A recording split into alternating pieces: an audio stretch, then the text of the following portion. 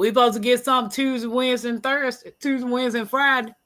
Hey, Pink Hibiscus. Hey, Pink Hibiscus. Ann's Backyard Garden. Hey, Ann said, hey, Miss Ann Tampa. No meat Monday.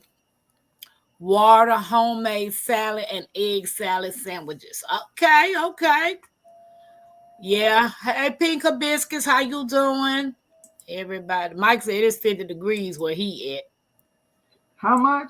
50. He Oh. said it often snow in April here. So, my Renaissance grandma, introduce yourself to the people. Hi. I'm my Renaissance grandma. And I am someone who loves to grow their own food. Locally grown, baby. Yes, we do. Hey, Laura.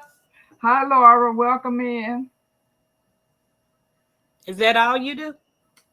Well, if you're going to ask me again at the end, it don't make sense for me to say everything now. I just want the people to know let's tell the people that the people need to know that you make some beautiful skin products. Oh, okay. So, yes, I make beautiful skin products. My goal in life for you is to make you feel good, smell good, and look good. Facts. And that she do. What's up, Cropper?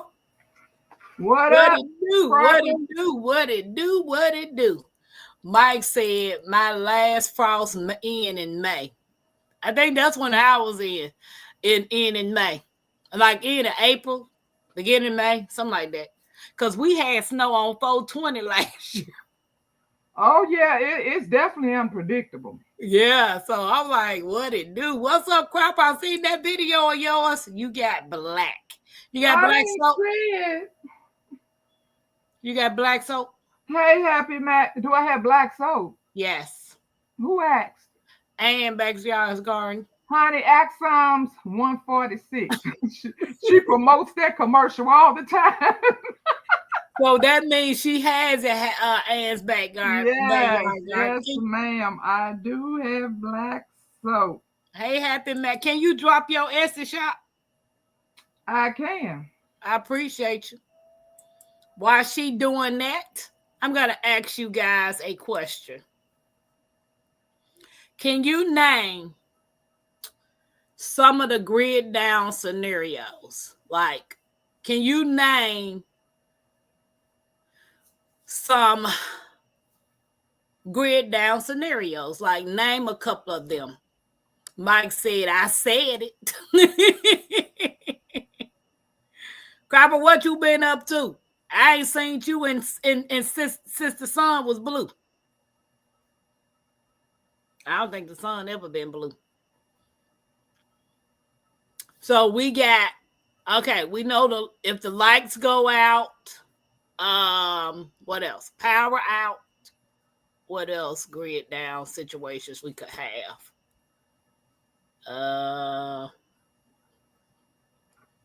Okay, and Backyard, there's my Renaissance Etsy shop if you want to go check her out. She dropped her link in the chat. So some of the grid down situations are lights, power outage, what else? Flooding. Water. Yeah, no water. Absolutely, Happy Mac. Hey, Valerie, how you doing? Hey. How you doing? Happy Mac said, he said, chilling, getting garden together. I know. I wish I was in that position. Look what happened in Texas a few years ago. Crazy. No electricity in the middle of winter. Folks froze to death. That's exactly. Wow. Exactly. Okay. So I'm going to tell you a couple of history. Okay. Some people think this is my disclaimer. I don't know everything. I'm not going to pretend that I know everything. I only go by what I experience. When certain events happen, I'm a firm believer that it can happen again.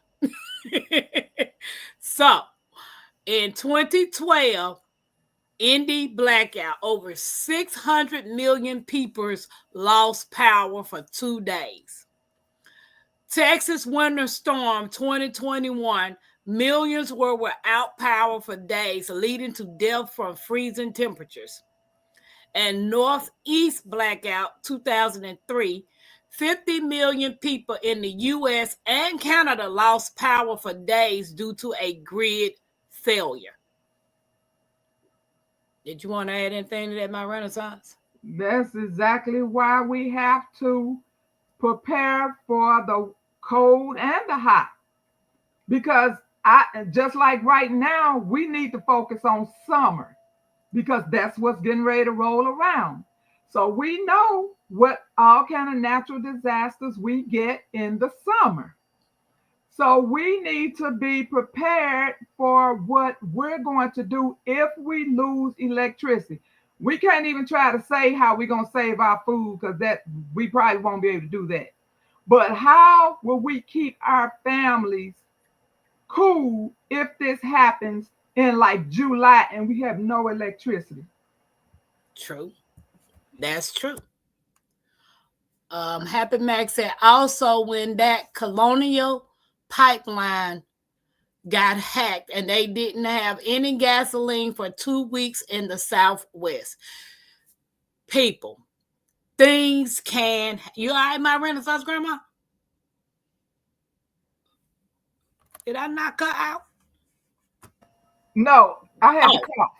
Oh, my bad. I'm like, did I knock my Renaissance grandma out? My bad. Also, now, if anybody wants to come up and join this live, I'll paste the link in the chat if you want to come up. Because we need some feedback. Because you see, I got my pencil and paper ready. Yeah. I want to know what you all plan on doing to keep your families cool if we lose electricity and it's piping hot outside. I want to know. Yep. I want to know. Hey, Riverburst Farm. Welcome in. Welcome in. So, okay, Red, what happened, Max? She said they paid millions to hackers to turn it back on. Wow. Oh, really? Yeah. David said history always repeats itself. And that's a true fact. That's a true fact. That is 100. Hurricane Hugo taught me we had no electricity for 3 weeks in South Carolina. River Birch, did you have generators? Did you have any of that stuff prepared when it happened? Or was you not prepared? Were you in a situation that did your lesson come from you not being prepared, or did your lesson come from you being prepared? I guess that's what I was trying to ask River Birch. Happy Max said, with the shenanigans going on, I wouldn't put it past some food to set on. Oh my God. This is part of what I'm going to get ready to talk about tonight. The EMP. Absolutely. Just to see what chaos they could create. Hey, Rob Grant. Thank you for coming in. Oh, Riververse said, no, we were not prepared. Yeah. So, yeah, it is important, y'all. It is important when things happen, or if you even see things that's happening around the world, don't act like it can't happen to you. Take Texas, for instance. Texas is a hot place. Who would have thought Texas would have got what they got in 2021 with that ice storm? Absolutely. So we possibly can't prepare for everything. One thing for sure, you cannot prepare for the earth shaking. Nobody knows when an earthquake gonna hit, because when it shakes, it's gonna shake. And I always tell people, like, I know, excuse me, people don't like to have credit cards, and I get it. I don't like having credit cards either. But I always tell people, keep one empty credit card for emergencies. Because if you have to take your whole family to a hotel, you don't know how long you're going to be in that hotel. That's So true. if you Hey, Miss got one Jones. empty credit card, hi, that's an emergency situation. You wouldn't ordinarily have used it, but that's going to save your family life if you could get to a hotel that has air. How you doing, Miss Jones? Doing fine. That's good. Hey, hey, Renaissance, how you doing? I'm well, thank you. Good, good, good to hear that. Good to hear that. Okay, Mike So, said, River, Birch, are you all prepared now since you did learn? yeah, because he said it taught them a lesson. Yeah. Um, I am buying more solar panels. Our electricity price is killing me. Has gone up so much in the last 4 years, nearly double what it used to be. Them breaking me is on and an emergency. I do know when I was driving for FedEx Ground, the 2.5 years that I drove for them, I used to deliver to the Amish. When I first got here, I've never seen real life Amish. Only thing I seen was people on the TV. Like, to me, I thought it was the TV thing. I didn't know they were for real until I moved here. That's the box that Tampa was in. If I didn't see it, I didn't know it exists. Till one day I was delivering, I seen a horse and buggy on the street. And my cousin was like, because she called me on the phone. She said, "How's it going up there?" I said, "Man, I hate it up here. I'm so ready to go." And then I was like, "Oh my God." She said, "What's wrong?" I said, "It's a horse and buggy on the street." She said, "Man, you got to be kidding me." Make the long story short, it fascinated me that the way that they were living, and I would ask them questions. And I kept asking them if in a grid down situation, I asked different families because certain ones did have electricity, but they didn't have it where it was tied into the grid. They used the propane tanks? Mm-hmm. Propane tanks, and they used it to get the electricity that way. Some of them use propane tanks to heat up their stoves and their refrigerators. So I learned a lot from them when I started my prepping journey of what to get in the case the grid go down. For this kerosene lamps, kerosene oil. Don't get one thing. You have to get multiple things, because if something breaks on you and you're relying on that one thing, what you gonna do? Yeah, yeah. Okay, Miss Jones, you got something to say. I can see.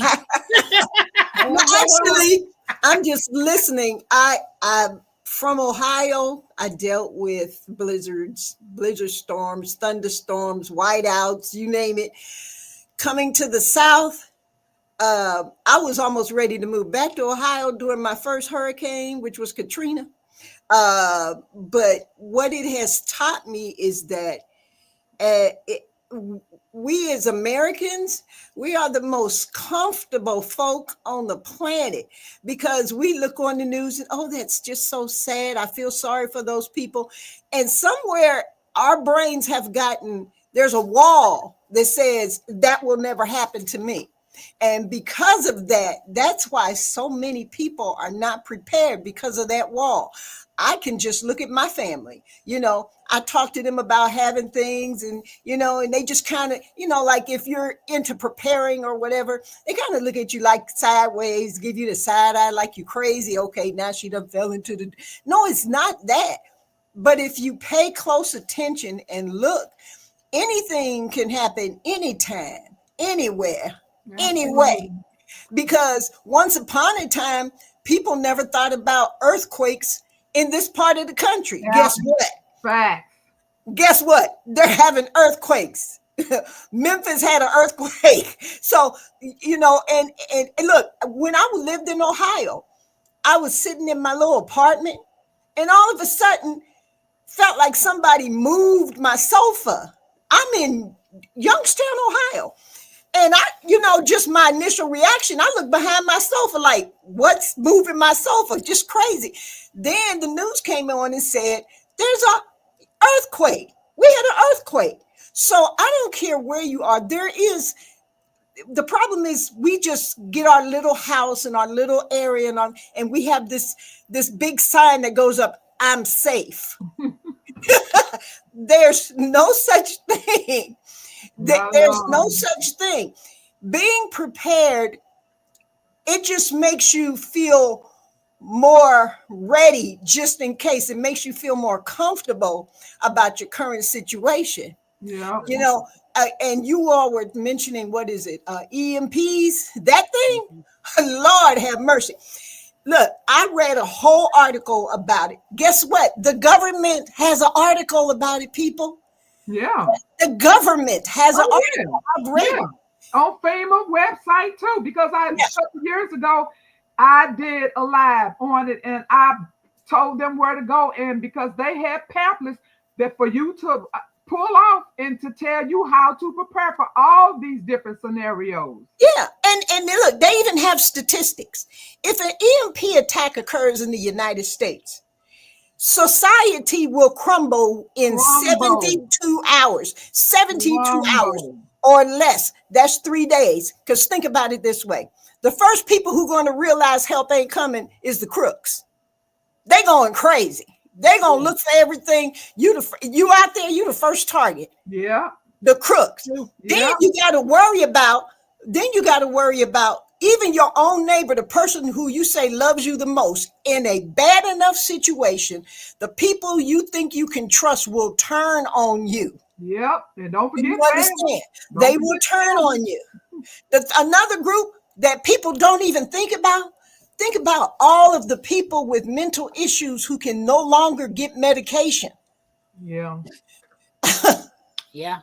Think about all those people. They're no longer on their meds. They're seeing things, hearing things. You have to worry about them. Absolutely. If we're going to face the truth, let's face all of it, not just the little untruths that make us a little bit uncomfortable, but in our little safe space and we feel okay. It's called life. Life, we don't know what's going to happen. Can't tell you what's going to happen 10 minutes from now. True. That's true. So be prepared. So I have some things in ready in case. Look, when last year I forgot about it. You know how you get to life and you forget. The worst thing that happens to you is you forget. Make a list, put it in black and white. You'll remember it better. And I forgot. And we had one of them bad freezes overnight. It rains, then it freezes, and girl, our entire street. Had lights except 8 houses. Now there's like 50 houses on this street. Only 8 houses was without electricity, and ours was one of them. Wow. I was so cold. Look, we took blankets, just blocked off what we thought was the warmest room, hung them up on the wall, then took every quilt in my house that I had because the temperature that day went down to 7 degrees. 7. Wow. And after that, trust and believe. Within a week, I had my first generator. I said, never again. They say, yeah, fool me once, shame on you. Fool me twice, shame on me. You never again. Hey, Just Gifted. Hey, cousin Angela. How y'all doing? Welcome in, Ladybug. Welcome in, Ladybug. Hey, Girl Dad. I'm gonna read a couple of stuff right quick. Everybody. Riverburst said, okay, they're prepared now. They have solar lights, solar fans, several ways of cooking, and plenty of pressure canned food. Absolutely great. That's it. Look, even my husband is getting into even though you didn't say, did you say water? Water should be number one. Well, that's why she took it away. I wanted to go back. No, she didn't. He didn't say, or she didn't say. I don't know if Riverburst. Okay, we need water. We need plenty of water on there. Yeah, plenty of water. A lot of people don't understand the association with losing electricity. Right. Our water goes by an electrical pump. If that pump goes out, they can no longer use water. We would not be able to use any faucets or anything. That water will become contaminated. So you need plenty of water. And so that's why you have to have the things to purify the water. Make sure you have the little drops. Make sure you have every different thing that purifies water. Bleach. We never thought about drinking some water with some bleach in it. So pull that information up as well. I'm going to tell you how many drops per gallon to put in that bleach. Also, that what's the name of that pool stuff? Chlorine. Yeah. That's Chlorine.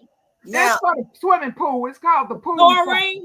right. Well, yeah, but I was trying to get him the professional name, ma'am. It wasn't not chlorine. It's called a pool shot. You're talking about pool shot. Yeah. Pool shot. Yeah. So pull up also the information for that. Don't wait till the last minute. Pull that stuff up.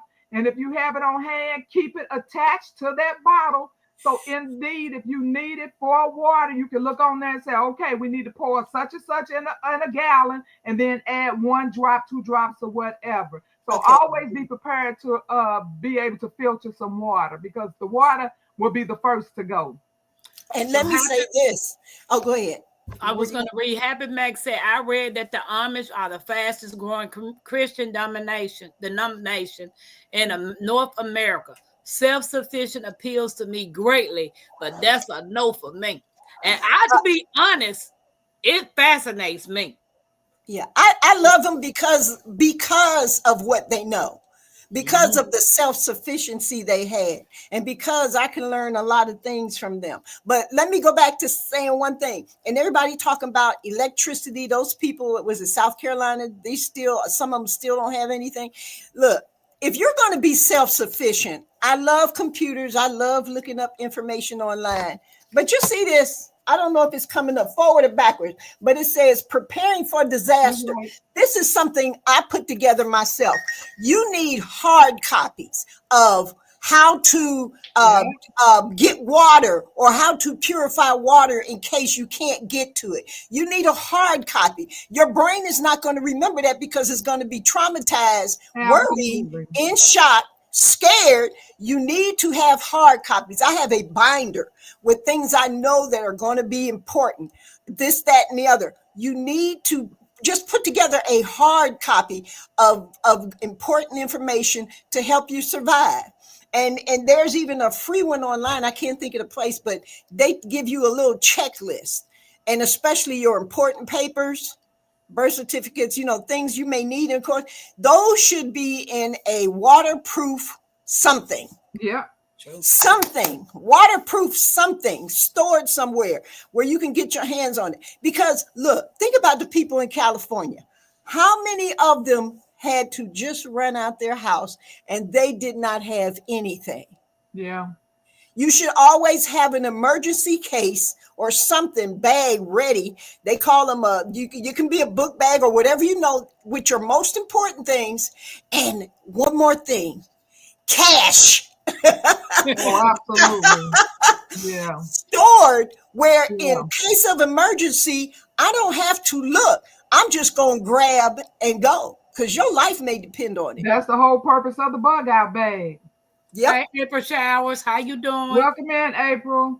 Hey guys, welcome everybody. Mike said anything can happen. Sinkholes, quakes. There's volcanoes all over USA, and we ignore them. Yep. And with that, what is that mining they're doing now that's causing a lot of sinkholes? What is it called? Fracking. Because it's going under the ground and it's causing this is causing a whole new bunch of issues. Say that word again. That sounds like a profanity. What is that word again? Fracking. Pause, Miss Jones. No, that's when you can look up. That's when you can look up. Guys, don't forget to hit the thumbs up. I appreciate you. And said I saw those things, but I didn't pay attention until I found this community. I am sharing with my family too. And I done shared so much with my family that they think I'm crazy. I said, well, you know what? Keep doing you, I'm gonna do me. Yeah. You know what I prepared and sent my family? I got one of those big envelopes, the waterproof ones, those, and I had compiled a lot of this information. I stuck them in envelopes. I didn't call them or nothing. I just sent it to them. Wow. Then when they call me, it's like, oh yeah, I think you need to keep that. And that's it. Yeah, I'm not going to convince you, but I am going to give you the information. That's all you can do. It's and like you can lead a horse to water, but you can't make them drink. Absolutely. Ladybug said, get your Faraday bags and fabric with a throwaway foam. Yep. And And wash. and to add to that conversation, Vision Preparedness this Yes. week is having a live where he's working with a company. So if you all are interested, and I know it's going to be expensive, I'm going to tell you that right off the top because I have looked up Faraday bags and they are expensive.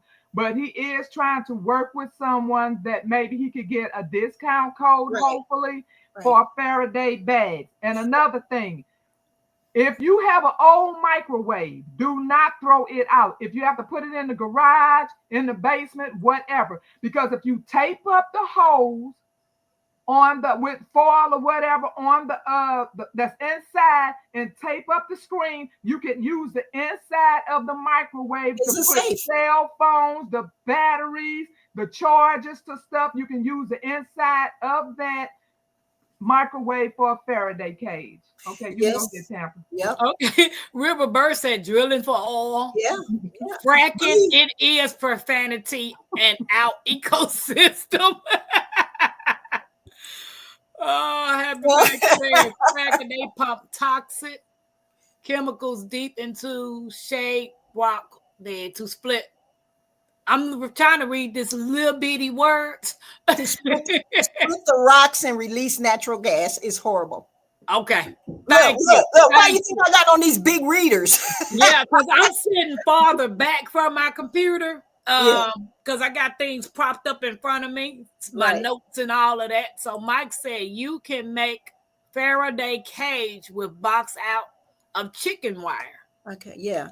But how does that work, Mike? I mean, I understand what you're talking about, but how does that keep the rays from coming in past the box? Well, see, there are, let's see, I forgot. Somebody said the whole point is now on Amazon, you can buy what they have as Faraday cloth. You I have it. If you all want to see it, I can go get it and show it to you. I don't know what y'all talking about. Okay. Yeah. So you can take okay, whatever box, like if you have a generator and it comes in a box, keep the generator stored. When you're storing it, you're only going to pull it out when you need it. Put it in that box, cover that box with Faraday cloth. And then some people say even aluminum foil is very heavy duty. Aluminum foil is a good thing. It helps because when an EMP happens, what it literally does is it fries everything electronic. When I mean everything, and let me say it like I heard some Southern people say, everything. Everything is fried. Everything is fried. Your phones. And you need to keep, I'm going to tell you what I have. I keep on hand. I keep a emergency radio. One you have to crank.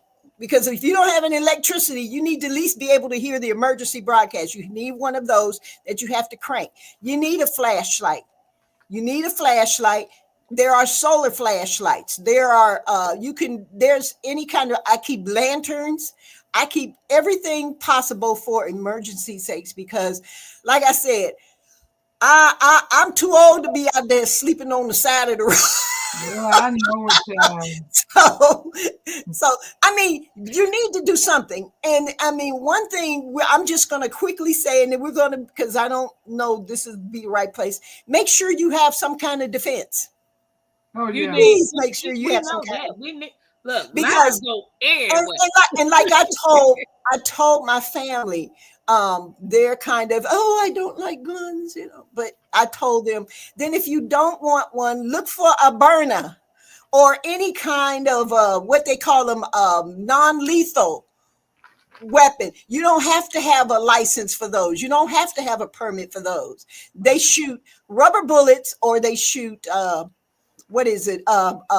mace or pepper spray. But you need something. If you just want them to slow them down, it's enough to slow them down. And what everybody can do, speaking on pepper spray, all these peppers that we grow, you can make your own pepper spray. If you don't have kids in the house, Leave one at every door. If you see somebody trying to get in, you grab that and you just spray that in their face. If somebody trying to come through your door or through your window, make your own pepper spray. I guarantee you hit them with that super hot pepper, child, they not going to do nothing. At all. Ladybug. They'll be in the fetal position on the floor crying. Yeah. It will stop them. Ladybug said you can make a Faraday container with galvanized cans with fabric and tape. Okay. Yeah, and Hold on, Yep. let me make you big. Yep. There you go. Yep, This is what it looks like. that's Faraday fabric. Yes, it is. See the part that's missing. I have my Wi-Fi wrapped up in one of these. Yeah.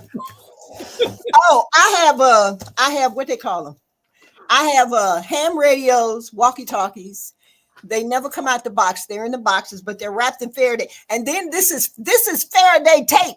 I have Faraday tape too. It looks just like this though. Right, it does. See, I got this little piece left, and I've been. And believe it or not, for the Faraday cloth, you don't have to pay $100 for it. Mhm. Now you can get giant rolls, but if you just need the one I have is like, what is it about?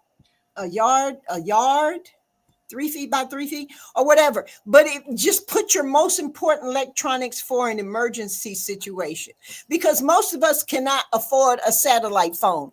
Those things are expensive. They are ridiculously expensive. But if you got a walkie-talkie and maybe a relative or something a few miles away got a walkie-talkie, you can stay in contact with each other, you know. But and another thing is, make sure you have a good community near you, or if you don't, you need to find a way to secure your home. Yeah. You need to secure your home. So Mike says the Rays take easy pass, don't like going through holes. Anything not touching the cage is safe inside. Exactly. And Ladybug said, line the container with the Faraday fabric and Yes. seal with tape. Taser or slingshots may even work. So I don't know what that means. I don't know what that means. A taser? She said, okay. I don't know what the taser and the slingshot mean as far as making a Faraday cage. Oh, I think she was mentioning that for defense. For defense. Okay, that threw me off because it was all written together. So oh yeah, I read it together like a nut. Okay, I didn't see the comma. So she said a taser or a slingshot may even work. Yeah. Oh, absolutely. Absolutely. Yeah. And Ladybug said $18.99 for 4-piece Faraday bags at Amazon. Yep. And see these two little pieces, this is what you wrap your cell phone when you go to bed at night. Right. Okay. I got to order some of that because I haven't had any of that. Guys, don't forget to hit the thumbs up. So this is an important topic. It because is. our modern society is highly dependent on the power grid, and a grid down scenario could have severe consequences for survival, safety, and daily life. And if you look at the signs, and I'm just going to say it like that, if you look at the signs, it could happen almost any day now. I mean, absolutely. I'm not saying go out and look, I just read an article today. If you you need to keep cash somewhere in your house. You don't even have to tell people you have cash in your house. I had some, but I spent it. But anyway, it was an emergency. That's why I spent it. It was an emergency. But the reason why you need to have cash on hand is like, even right now, if you look at the news, some banks are stopping how much money you can withdraw from your account. Yep, they've been doing that. It's worse now. They're concerned now. It's affecting certain banks. You're not allowed to withdraw a large amount of money because even the banks are So, but I would make it a point to get you one of those little books if you're not good at saving. I got people in my family, it's a little book. It has all these little pockets. From time to time, stick 10 or 20 bucks or whatever you can afford in there, but have something on hand. You're going to always need to buy something. And in an emergency situation, if you're not prepared, you're really going to have it bad. Right. You're really Okay, Tampa, let's do a test. You got your other phone with you? Mm-hmm. Call my phone, because if you call my phone and I can feel it vibrating, then I know this don't work. So I have not really tested this, but that would test to see if this really works before everybody run out and buy this expensive crap and it don't even work. Well, see, that's once you wrap it, then you put it inside of a box or a case or something. But you should be able. Yeah, I have a small Faraday phone case. Did you call it? Work? It worked because she can't hear the phone. It said no network. It said no network. I don't know, because let me try it again, because sometimes your phone be messing up. Oh, the back up in there, yeah. And then I have to text you and tell you to call. Okay, I'm going to tell you out. Cut that network right off, didn't it? Okay, have you did it yet? Okay, I'm about to do it now. You ready? Okay. I got the ringer on. It's not on vibrate. The ringer is on. Now let me see what it's doing. See? Now it just came up. It worked. I took it out. But see, why you take it out? Okay, put it back in there and let me do it again. Wait a minute. Let me put it okay, hold on. Let me go back to it. All right. See, it rang that time. No, wait a minute. You probably did. Because I told you, my Renaissance. You remember when I called you, and if it goes straight to voicemail, your phone doing that crazy stuff. That's why I said, let me try it, because it picked up on the first ring. Mike said, garbage can with Liz Easy Faraday cage. Yes, it is. These are supposed to work without it. Okay, you wrapped it up? I wrapped it up. Okay. Sit it down. Because I don't want everybody buying all this stuff and it don't work. Well, I tried mine. It works.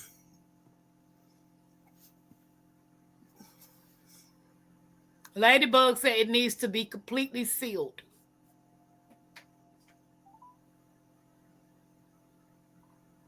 It's picking up on the voicemail. So see what it's saying. She sealed it up real good. That voicemail. Did you seal it wasn't sealed up good because I had it in 2 of them. Well, let's go on the voicemail. Okay, now call it without it so I can make sure it ain't my phone. By the bag. Yeah, it works.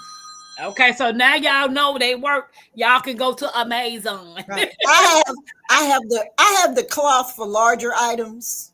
I don't have any of I have a little bag that fits my I have an old cell phone that is in there, a cell phone and a old tablet. That's what's in there. Oh. So Happy Max says yes. Wait a minute. Yes, and forget that 10 grand limit. I was at the Bank of America and in line, and they were hassling the old lady who wanted $5,000 to fix her roof. They wanted her to fill out a form saying why. How you gonna try to make somebody fill out a form? They did LED like that. LED had to go through all kind of stuff, fill out all kind of paperwork, and they wanted to know what he was gonna do with his money. Well, they stupid. Yeah. Happy Max said, cool, it needs to be, she said it needs to be completely sealed. Yeah, and it wasn't because the bottom was still hanging out. So that's why I completely folded it when you did it the last time. So it wasn't on there that good. So Mike said if it says no network, it works. Yep. Okay, so it says power grid vulnerabilities. The grid is aging and fragile. Many parts are decades old. Cyber attacks and EMPs, which is electromagnetic pulse, threats could shut down power on a massive scale. You know, a lot of those people that got let go from the federal government, you don't know if some of them were in cybersecurity. They were. What you talking about? So that's why you need to be. That's why this is a good time just to be ready for anything. Hey, Oops, welcome in. Yeah. Oops said any cookie tin can or box will block signals. Oh, I got plenty of those little cookies that came in there. But see, but if you get the tin cans, listen carefully. If you get the tin cans, don't just have the phone in there. The phone must be wrapped, or at least in cardboard or something, because you don't want metal to metal. That's the worst thing you can do. You don't want metal. You can cut out a little piece of cardboard and put it around the sides and the bottom. You don't want metal to metal, and put some on the inside of the lid. Okay. And then you can, if you want to, then you can wrap, once you close it, if you want to, you can wrap that whole container in aluminum foil to give it extra security. Okay, so let me clarify. If something, say you got a generator and you put it back in the box that it came in, so it will not go through that box? No, no. What I did, listen, what I did was, well, it's not that way now, because with these storms coming through, I've been using it. So, because our lights did go out on the last storm, what I would do is leave the generator in the box. And if I knew I didn't need it for long term, then I would wrap that box in the, get a piece of fabric large enough to wrap that box in, and then have it secured that way, to wrap it in the Faraday fabric, to have it secured that way. Because basically it's gonna fry. Electric bulb won't work. I mean, it'll fry. Mike said the generator in the box, wrap box in chicken wire. And chicken wire. Yeah, that's right. I forgot about the chicken wire. The chicken wire works too. And Oops says, I have giant metal cabinets I store solar panels and solar power in. And trust and believe. That's a good thought. I got solar panels with my generator. Okay. Wait a minute. Line the box with the Faraday cloth. So you know how your box with your generator in it? Just line it with the Faraday cloth that Ladybug just said. Well, that was the understanding I was trying to get. I was trying to I had the back. To see if you still need both, the cardboard and the Faraday. Oh yeah, you need both. You need both. Yeah. I think what she was telling me, don't do metal on metal. Don't put your phone on the metal. You can't. You can't. Can nothing be touching whatever is in there? Can't nothing be touching that. Okay. No, if you have it in the box cannot, the thing that's in it cannot be touching the edges of the box. It cannot touch the box at all. Yeah, that's why it's good. I like how you did. You wrap your phone in the Faraday cloth, then put it in you can even put it in at that time you can put it in a cardboard box if you want to do it small. That's one way. There are several different ways. If you put it in a small box like a spare phone or a throwaway phone, and it just comes in the box, what you could then do is wrap that in the Faraday cloth or whatever, or you know how they come in the little styrofoam or whatever, wrap it in that, and then put it back in the box. And then if you want extra coverage, wrap it in a piece of aluminum foil or chicken wire. It depends on the size. You have to judge by the size what you can and cannot do. Okay, and like Oops just said, he has a metal, so I have a metal safe, but the lock is broke, so I don't really use it, but it's big enough to put like flashlights and cell phones and stuff like that. So that wouldn't have, so by that being metal, do I still have to put Faraday? You need to line that with something. Yes, ma'am. Right. Yes, ma'am. Gotcha. Guys, hold on for a second. For those of you who don't know Dolores is a Creekside Treasure member, and she also is all things tech. So if you need anything pertaining to Canva, how to manage your YouTube channel from the backside or the background, please go over there and check out Dolores, because she also is into wrestling. Her channel promotes wrestling. She does all things technology that Tampa don't know nothing about. So, okay. And I see Mike says, if you have warning and you don't have time to do all that wrapping, he said, toss it in the freezer if it's last minute. Okay. Okay. And if I'm not mistaken, and maybe somebody in the chat can tell me, if you were struck by EMP, don't wait 10 minutes and then take your stuff out. This is what I was going to say, Miss Jones. You have to wait a few days. One thing for sure, two things certain. Nobody knows when an EMT gonna hit. Well, it's an EMP, and believe it or not, that's what I meant. An EMP. Yeah, nobody knows when they're gonna drop it. A large enough solar flare from the sun can have the same effect as an EMP. Yeah. So either way, you. But do they even have a warning for that? Yeah, no, I don't think you have a warning. Well, so my thing is to you. Is your devices more important than you having food, water, something to keep you warm? Right. See, I would worry about the devices after I've got my number ones, the food. Okay, your basics, your water, your food, your meds. Your meds. Make sure if you're on medication, make sure you have your meds ready, and then make sure your family is secure. And and if you have to bug out real fast, that's why I keep my little garden cart. I might have to take haul it. Look, on my next birthday, I'll be 70. I can't be doing no 50-pound bags. I'm gonna be honest with you. I have a little wagon dragging behind me or something. Yeah. So to be honest, with a grid down situation, the electronics is my least of my work. Yeah, the last thing. That's only like if you're like a lot of us, you already have certain things in order and you have time to do that. That's okay. But please go in order of importance. Water, food, them two. If you already got a place and you plan on bugging in right where you are, water and food, keep those priority, and maybe some kind of light. And did you know if you don't trust flashlights and you're worried about electronics, did you know you can take a jar, fill it with, I learned this on somebody's channel, I can't remember, I wish I could give them props, but fill it with shortening, stick a candle inside the middle of the shortening, and that candle will burn for days, not just hours. It'll literally burn for days. So yeah. I don't really like that method because I don't know what that heat is going to do to the inside of that can. So I literally took mine out of the can, put it in glass jars, and then put the candle down. Yeah, that's what I meant. I had mine. I had some large quart. I did the big ones. I had some large quart canning jars, and I did those.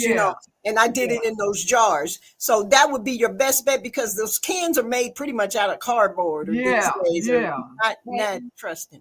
Hey, Mike, can you answer this question? Will an EMP affect AAA and AA batteries, etc.? My understanding is anything connected to anything electronic is fried. Now, batteries,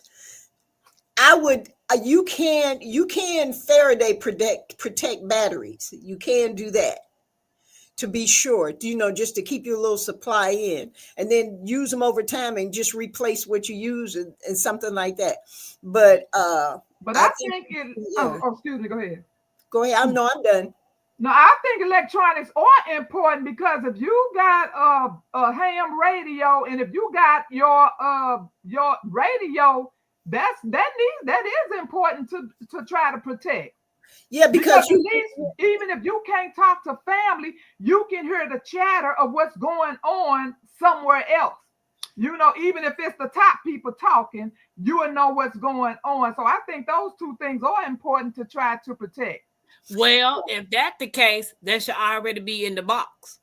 Well, you shouldn't wait to put those things in a box. Get your kit together and put those things, the ones that you want to save, who's stopping you from putting your box together? Because some of them have to be plugged up, and they can't go in the box or they won't be charged. But what I'm saying is, solar chargers, pack them. Make sure. But what I'm saying is, my Renaissance grandmama, in the event that we might need these things, create your box, put those particular items in there, if your generator is already in there as well, and when whatever happens, you can pull that particular stuff out that box, plug that up in that generator, you got your radio. But if you're trying to save all that in before you can get it in the box, who's to say it might not be fried before then? That's what I'm saying.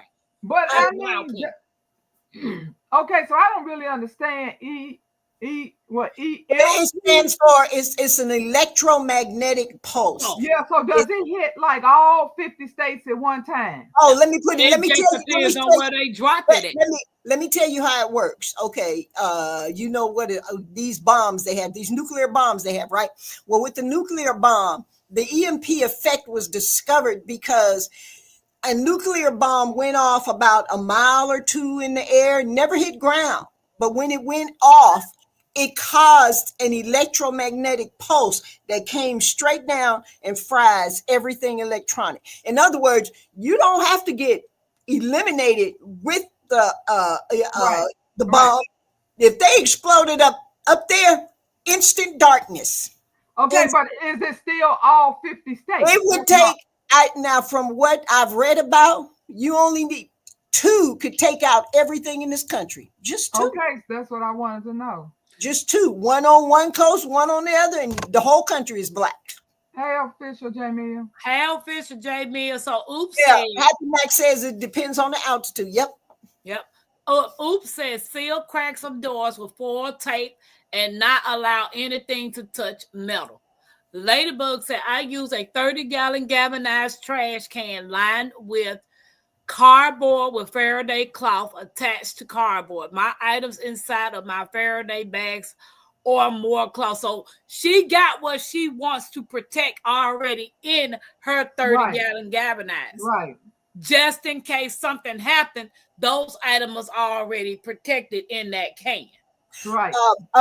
Ladybug, I pray that you have a video to show people what you did, your process, and how you did it. And everybody can't fit a 30-gallon metal trash can in a little tiny house.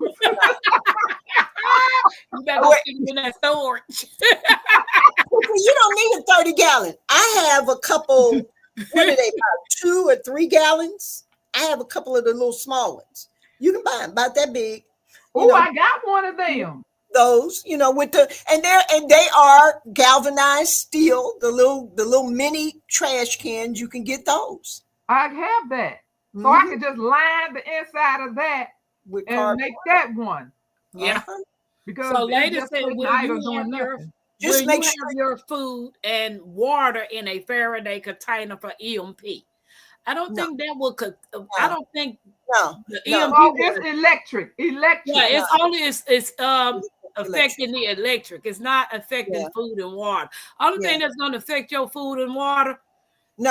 Is a hurricane, fire, tornado, earthquake, or you got to evacuate your house or whatever for whatever reason. Should nothing affect your water or your food if you store it properly. Right. Nothing should affect it. Right. Exactly. Mike said, I believe the batteries are simple circuit and will fry. Yeah. Okay. A lot of people have a lot of good ideas and everything, but just sure if you use Faraday cloth, make sure. I usually check other people on YouTube and a lot of things to make sure that I've seen it tested at some particular point, because everyone that says they're Faraday is not Faraday. I went to a company called Mission Dark. They are one of the top places to get Faraday cloth. Theirs is good. So, but just check on it. But what we're basically saying is you may never have a earthquake where you are, but you're still not safe from fire, flood, and a lot of other things. You should always be ready, because I'm not paranoid. All the things I have to be prepared just makes me feel like I'm better able to take care of myself and my family. Now, if all of us standing outside in our underwear and we didn't have nothing, what we gonna do?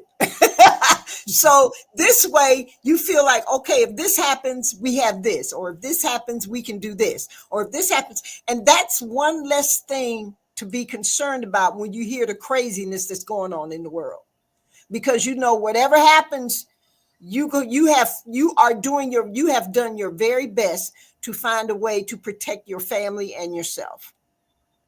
Now, Oops said probably any metal will react to EMP, possibly even metal particles in our lungs and bodies from chemtrails. Okay, you talked about that. Happy Mac said, what they say? Curvature. He says curvature of the earth may protect some of the EMP attack, but I wouldn't count on it. I wouldn't either, Happy Mac. Any size will do. Ladybug said with the container. Yeah. Okay, long as it's metal. I have a question. Excuse me. I also read that aluminum foil, the thick aluminum foil, will also help. Just cover the outside, like because I bought like some cheap pillowcases. So what I want to put in the pillowcase and then cover the outside with foil so it won't be touching it. So can you do that? That kind of fabric, I'm not sure about. I would still have some kind of cardboard between that just, I can't definitely say just a bag with some aluminum foil. I would at least still try to have some kind of cardboard or some kind of something like that to be between, just to be careful. Okay, so what if you wrap the item in a pillowcase, put it in a box, and then wrap the whole outside of the box with aluminum foil? Perfect. Okay. Perfect. That works. Yeah. So, I mean, you have to. And one other thing we missed that I think we really should, while you're worrying about water, food, you said medicines, but you also need a good quality first aid kit. You need a good quality first aid, something, not just some Band-Aids. I mean, you need a good quality. There's you don't know if somebody might fall down and get really bad. There's a stuff called Quick Clot. That's good to stop bad bleeding. So you really need to look now. Vision recommended it's called an emergency first aid kit. There's different kinds of there's emergency first aid kits. There's survival first aid kits. You have to find the one that fits what you believe are your needs. But you need something more than some Band-Aids and alcohol. Absolutely. You might get a bad cut. They have this stuff that it looks like a Band-Aid. You put one side on one side of the cut, the real bad opening, and then you put the other side on, and then you pull it together, and it pulls the skin together to seal the skin. Or you can get a bunch of those, what they call butterfly Band-Aids. I got all of that. Sutures. The liquid sutures, whether you could pull them too tight and close up a wound. And on top of that, let me just say this one thing right quick. If you all watched my video the other day when I was dropping the toothache seeds, once it grows, those little, you know what the little toothache looks like, right? Right. Those are not just for your mouth. That is a numbing agent. So you can dry them out, soak them in some kind of oil, and keep that also in your bug out bag. And if anybody gets injured, need to be sutured, you can numb that area so they can sew that person up. Right. Because it is it's called a trauma oil. Yeah. So that's something you can do if you're growing toothache. Yeah, so please, once you check off your water, and you not only just bottled water, you need to look in how to collect water, rainwater, how to purify water. These are things you need to know, even if you don't have time. At least print out some information or have a hard copy how to do those things in emergency case. And in those days when you're bored, sit there and look through it. At least get it in your head. These are things you need to know, because you can only go if it was hot in the summertime and everything went dark, you can only survive, they said, 3 days without water. Maybe more if you like, because some foods are have water in them. Maybe a little longer than that. But you can literally live 3 weeks without food. But you can only live approximately 72 or to maximum maybe 5 days without water. So that's why water is important, because remember now, we're mostly water. Yeah. We are mostly water. So you have to keep the water flowing. And keep the water flowing. Oh, and one more thing. When in Tampa, I think she touched a little bit on this. When the electricity goes out, the water goes out. The toilets are run by they have, because to get all that stuff away from you, that stops. So if you're let's just say, if you have procrastinated so long and you did not have water stored or whatever and stuff like that, the first thing you do, if all the electricity go out, find every pot or pan or anything you got and fill it with water. Keep filling it till the water stops in your house, because after that, the water's going to go. Then the sewage is going to back up, and you surely don't want to be drinking water with stuff in it. So the first thing you do immediately, even if you have water stored, just start running your sinks and get all the water that's already there out of the water tanks, and that's extra water for you. That you can use that for bathing.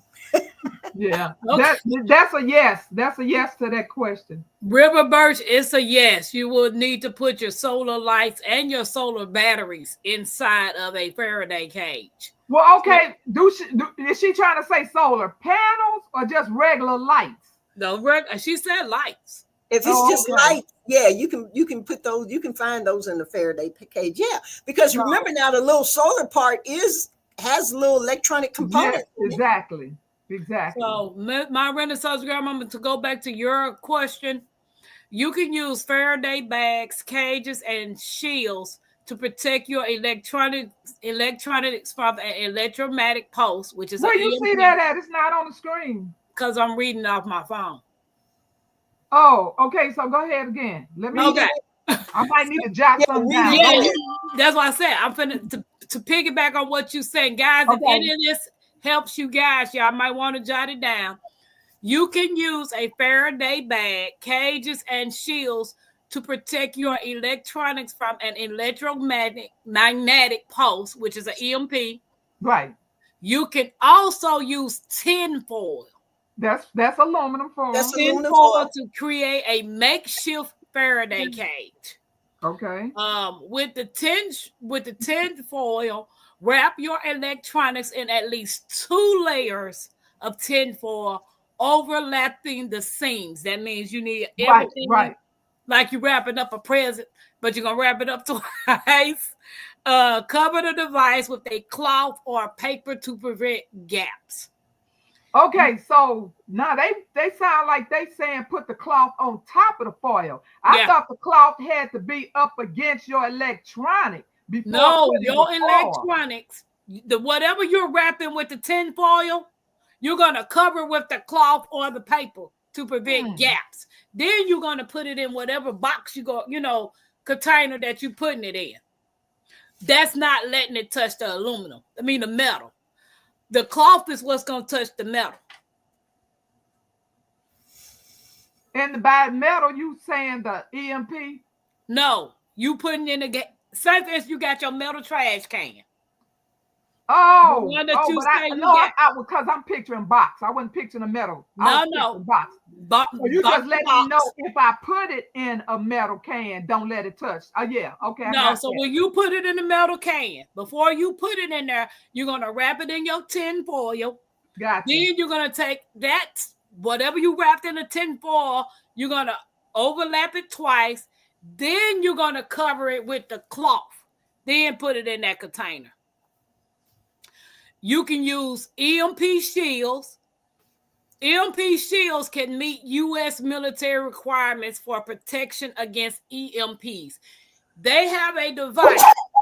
Bless you. They have a device that's a EMP shields that you can have put on your electric panel? Oh yeah, they expensive. You can have one put on your car, and you can have one put on your electrical box, Yeah. and that will So protect your car and your house. Oh, but yeah, let me say this about the EMP. Any car that you have or in your area that was made prior to 1980 Yep, is EMP electrical. proof. Yep, they don't hurt the Why? harvest. Because they did not start putting electronic parts in vehicles until 1980. right. So if you have one of those old school antique type deals, you're good to Mm-hmm. go. Mm-hmm. I have been wanting a 1950 Chevy Bel Air for a while. That's my antique car choice. Mike, So you got to think about that, yeah, because all these electronic parts. Yeah. Mike said, think how many times in our lifetime these things have happened and bad people suffered. Silly not to be ready. We always pretend these things aren't happening. Yeah. Thank you, thank Yeah. you, Oops thank said you. rubber is good to insulate interior of cans or tin boxes. Yeah, yeah, Rubber. yeah. Hey, Because don't hurt the yeah. harvest. Plus, it also makes it waterproof. Yeah, Yeah. so that's good. Yes, you can even buy a surgical stapler cheaper than I thought. Put a contractor trash bag in that emergency kit for a sucking chest room. Yep. Okay, happen, I man. have the sponges as well because you know how they always talk about that stopping blood, that tourniquet, the one that has to stay on until Yeah. you get to the The doctor, tourniquet. Yeah. because you might have a wound. Everybody always think about wound in the arm, but I have the ones in case you have a wound in your abdomen, and you can stick. It's vacuum sealed. So once you open it up, and you can push it in that hole, and that hole will close up around it and keep you from bleeding out. So I also Okay. have that in my medical bag. Okay. Uh, yeah. Happy. I mean, happy makes my. Oh, I could live a couple of months without food. I think we all could. Three I days We no all food, should. I 3 days think. no water, Right. 3 minutes no air. The rule of three. 3 Three. Yep. months no food, 3 days. Yeah. Well, I don't know because I can go days without water, and I'm blessed. Thank But see, I bet guarantee you probably eating something that has been canned or bottled. It's something that has water in it. That's what. Oh, Lemonade. That's she what. drink plenty of juice, honey. That's So that's the only lemonade. thing. Miss That's Jones, lemonade with thin ice, and the ice turned to water. So uh-uh. she's So beautiful. yeah. So the rule of three is good. Where is that? I saw something. okay, Miss. Wait a minute. Hey, friend, Jess fan with autism, welcome in. Food Yeah. permaculture, welcome in. Oops, says Welcome she's in not all. really ever experienced EMP, so that take EMP shield with a grain of salt. I And I With am. know, love. and I I have. know a couple of people when when I moved here with that stuff, because I told you I was avid prepper and we did all these things. A couple of them got those EMP shields put on their house. Wasn't cheap. I mean, it wasn't expensive. They bought the equipment and had somebody come and install it. Well, now I've seen those things. They're getting expensive really fast. But I know no one's ever really experienced the EMP. But it is a possibility because the government doesn't tell us everything. And cyber attacks, they have a whole branch of service that's their job is to stop cyber attacks on a 24-hour basis. And we're constantly getting attacked. And at the rate it's going, it's not a matter of if, it's a matter of when. And I'm not saying to be terrified. I'm just saying to be prepared. As a matter of fact, you can make it like a family affair. Let's say this weekend, y'all, we are going to have we got nothing, no electronics weekend. Go completely without it. See how well you survive. I know you probably drive each other crazy, but see how Mine ain't gonna work. I can't do it. I know. Well, know. Yeah, it ain't the fact that I can't go without it. I have to use my phone to Uber. Yeah, but I have to. But I really want to attend Vision Preparedness Bug Out Weekend. That's one of my things I really would like to go to because they teach you so many survival. Well, you're gonna come. If you come, I'm coming. If anybody want to come, I'm coming. When is it? May 5th, I think. It's May 5th or something. Well, if you go to Vision Preparedness I ain't gonna make it. YouTube page, yeah. All you got, yeah. I ain't gonna make it. 5th through the 8th, maybe. Yeah, something like that. Oops, when is the bug out? I can't go because I'm already taking a whole week off going to Savannah. Well, don't go, boo boo. We try and find people who can go.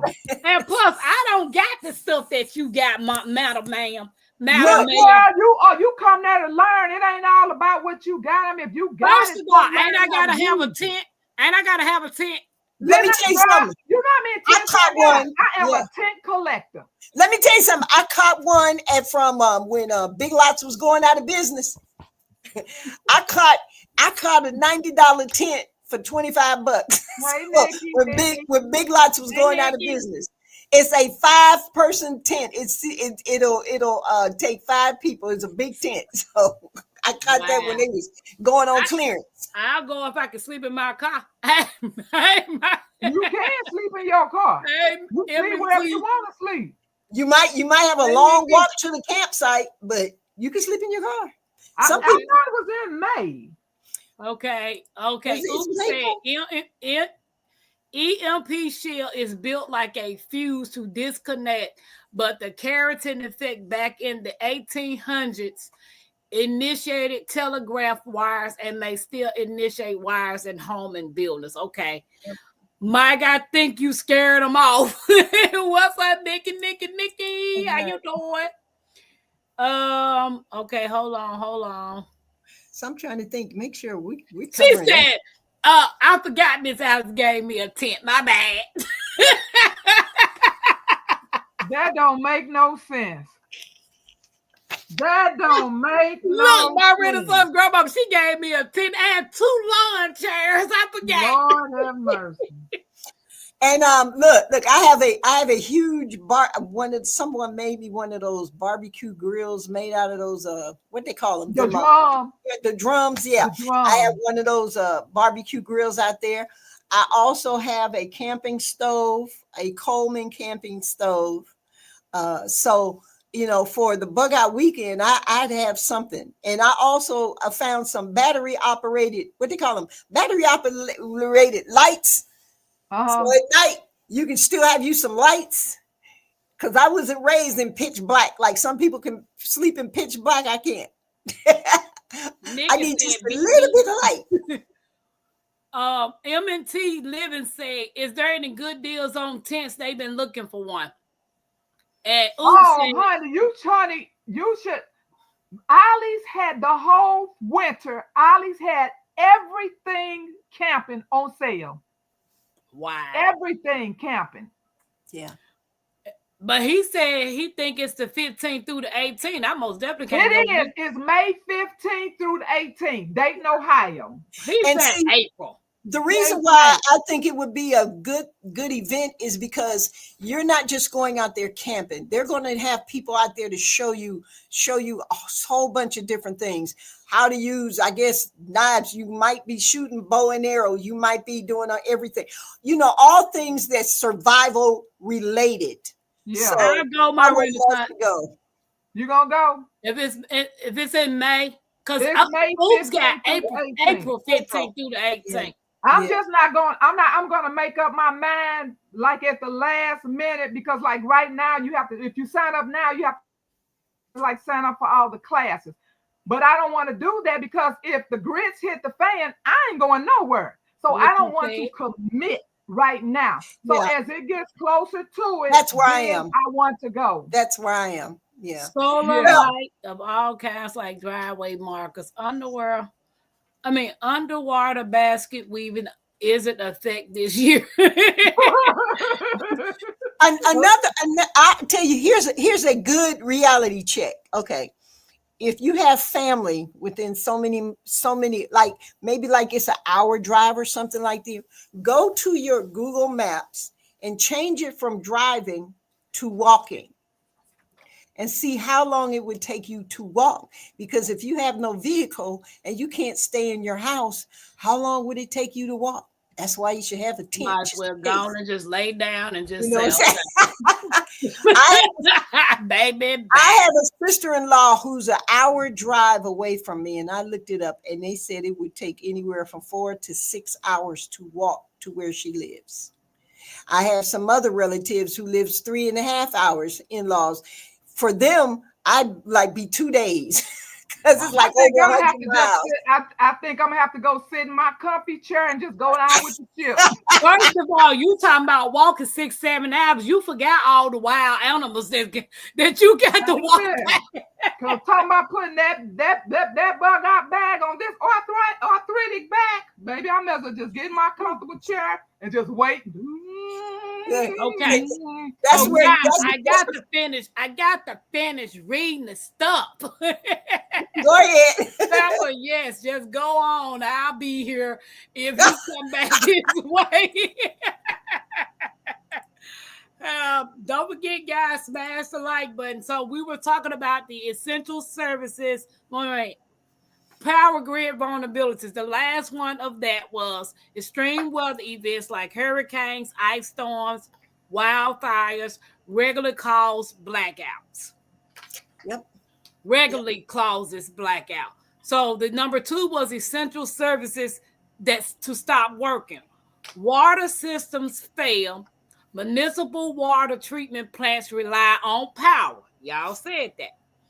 Food supply chains collapse. Grocery stores depend on refrigeration and transportation. Hospitals and emergency services struggle, which is ventilators, dialysis, and life-saving machines need powers.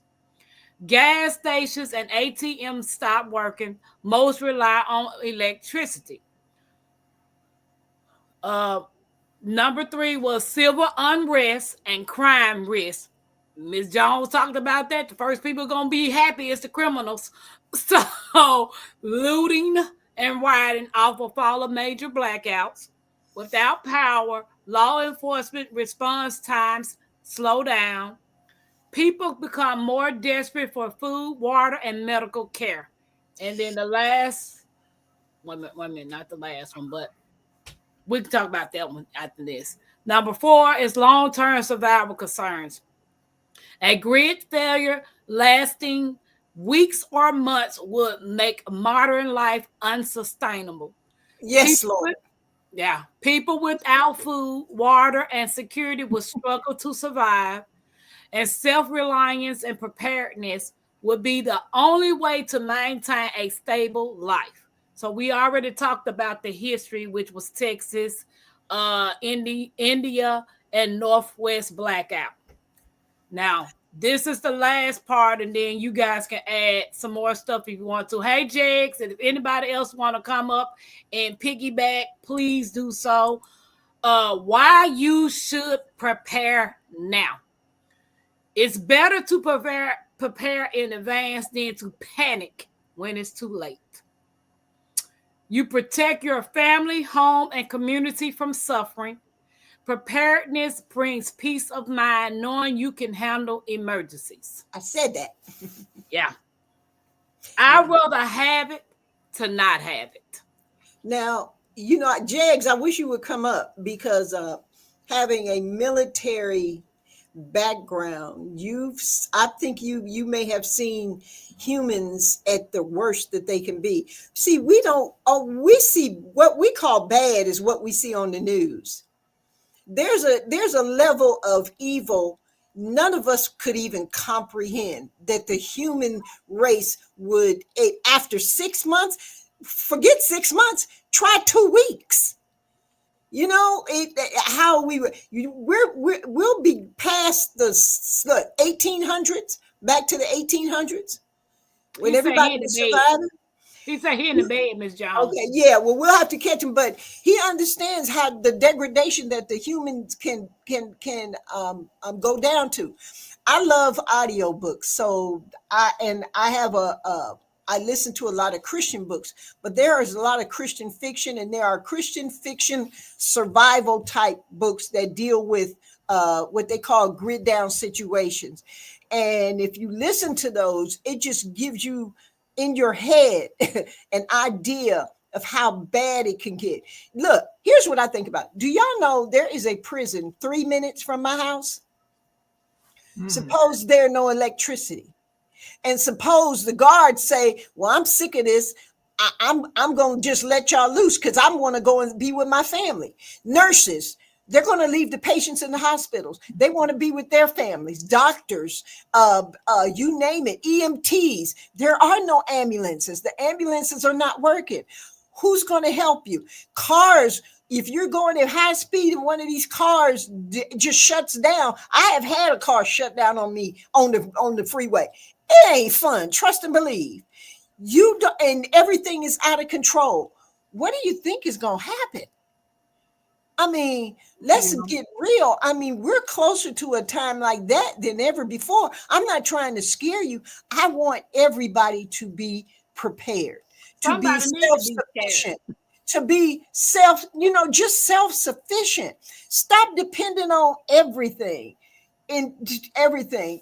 I understand that. I know Katrina hit where I was pretty bad too. But just stop. The first people that's going to be out are the crooks. Guess what? If you live near a Walmart, trust and believe it, they find out nothing is working. Within a few hours, Walmarts will be ransacked. Stores will be ransacked. Service stations, grocery stores, you're going to see everything. Liquor stores, everything. People going to be stealing buggies. Now, once they get full off of that, then they coming for the homes. Now, the people who think that electricity are going to come back on, you can tell the ones who won't get it because, here's your, and everybody, I want you to remember this. Here's how you'll know the big one hit.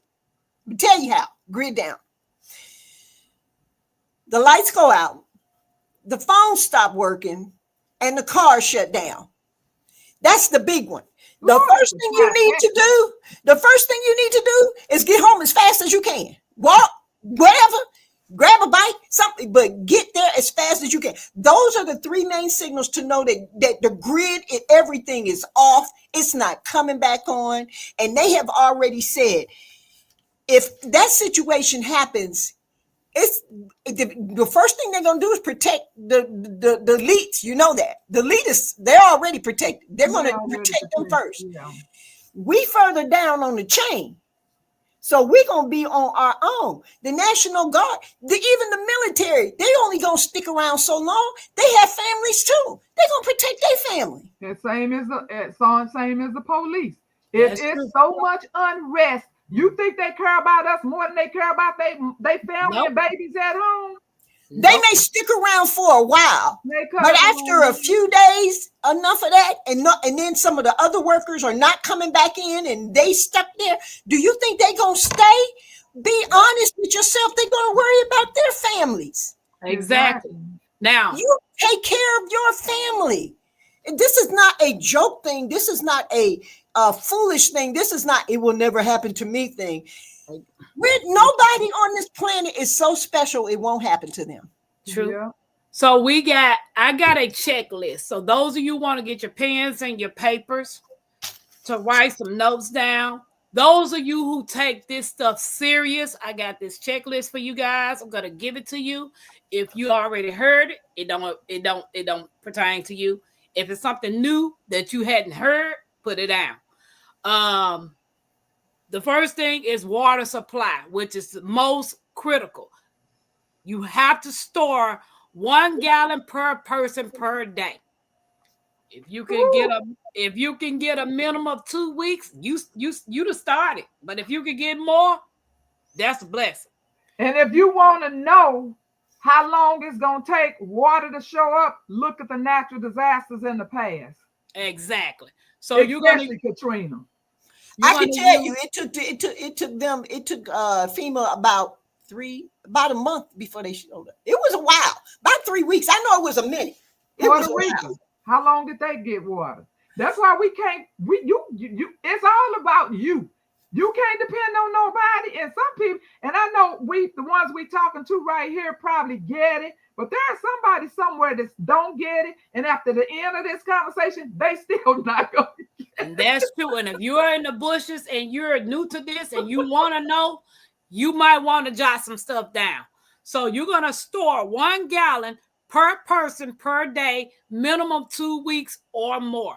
Yeah. Use 55-gallon water barrels or aqua trainers to bulk storage water. Get a gravity-fed water system, which is a Berkey or Sawyer or Lifestraw, whatever one you feel is compatible with what you need. You're going to get you a gravity-fed water filter. You're going to learn water purification methods. Boiling, bleach, UV. Is that distillation? I think that's distillation. Then you're going to set up a rainwater catchment if possible. Facebook Marketplace is your best friend. They got 55. I got 12 55-gallon drums, the blue containers, $35 a piece. I got 12 of them in my storage. I had 4 of those 275-gallon water tanks. I gave them away because I didn't want to try to wrestle and put them in my storage. But they're on Facebook Marketplace. Anything pertaining to saving water, if you can get it for the low, I advise you to get it. Now, if you're in a situation where you have absolutely nowhere to store this stuff, then I think you need to do some research on how you can get you some water in your house, under the bed, in the closet. No, I was just thinking because I can't really store that much water in here. But we got 2 ponds on this property, so I need filtration. Exactly. And sterilization. So, Happy Max said, look at Puerto Rico. Been 2 years and parts still have no electricity, no road to get to their homes safely. Yeah. Okay, so number 1 on this list, most critical is water. Water. You ain't got nothing else. You better have some water. Hey, Miss Linda, how you doing? Hey, Miss Linda. So number 2 in this off-grid scenario, food storage and cooking. You're going to stockpile 3+ months of shelf-stable foods, rice, beans, pastas, canned goods, whatever you want to stockpile. That's what your family eat. Don't be going out there buying stuff you know you ain't going to eat. It's going to sit on the shelf looking at you. But best believe, when you're hungry, you might eat your fingers. So you might want to stock up. And let me just I know everybody says that, but I do buy. I have a little bit of stuff for stuff that I don't eat. Because when it comes to bartering, people love meat. So I got those canned meats. And if you got something I need, baby, you can get those canned meats because I can't do nothing with them. Yeah. And let me interject. Get you some Mylar bags and a little vacuum sealer or something. You could, or some, what they call them, oxygen, whatever those things are. Yeah, oxygen absorbers.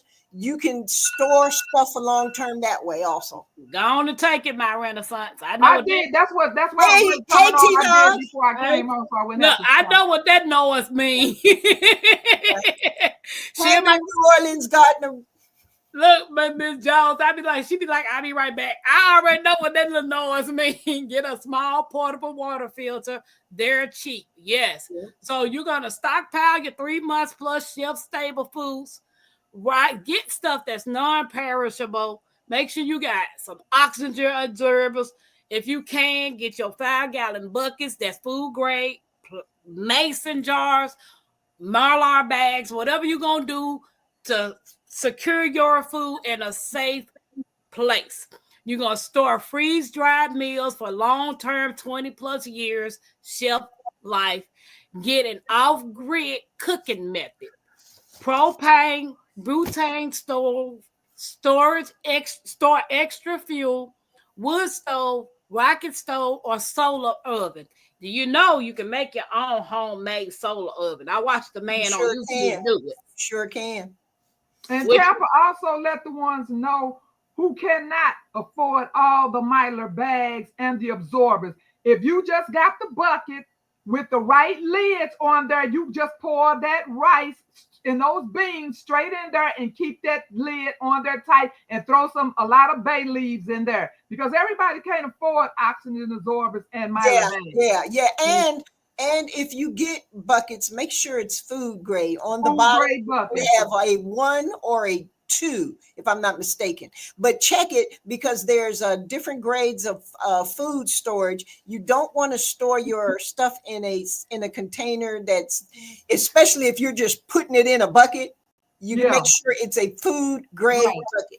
Good. And if you can afford it, get the gamma lids that twist, because once you put that top down, you don't want to be constantly taking that top off.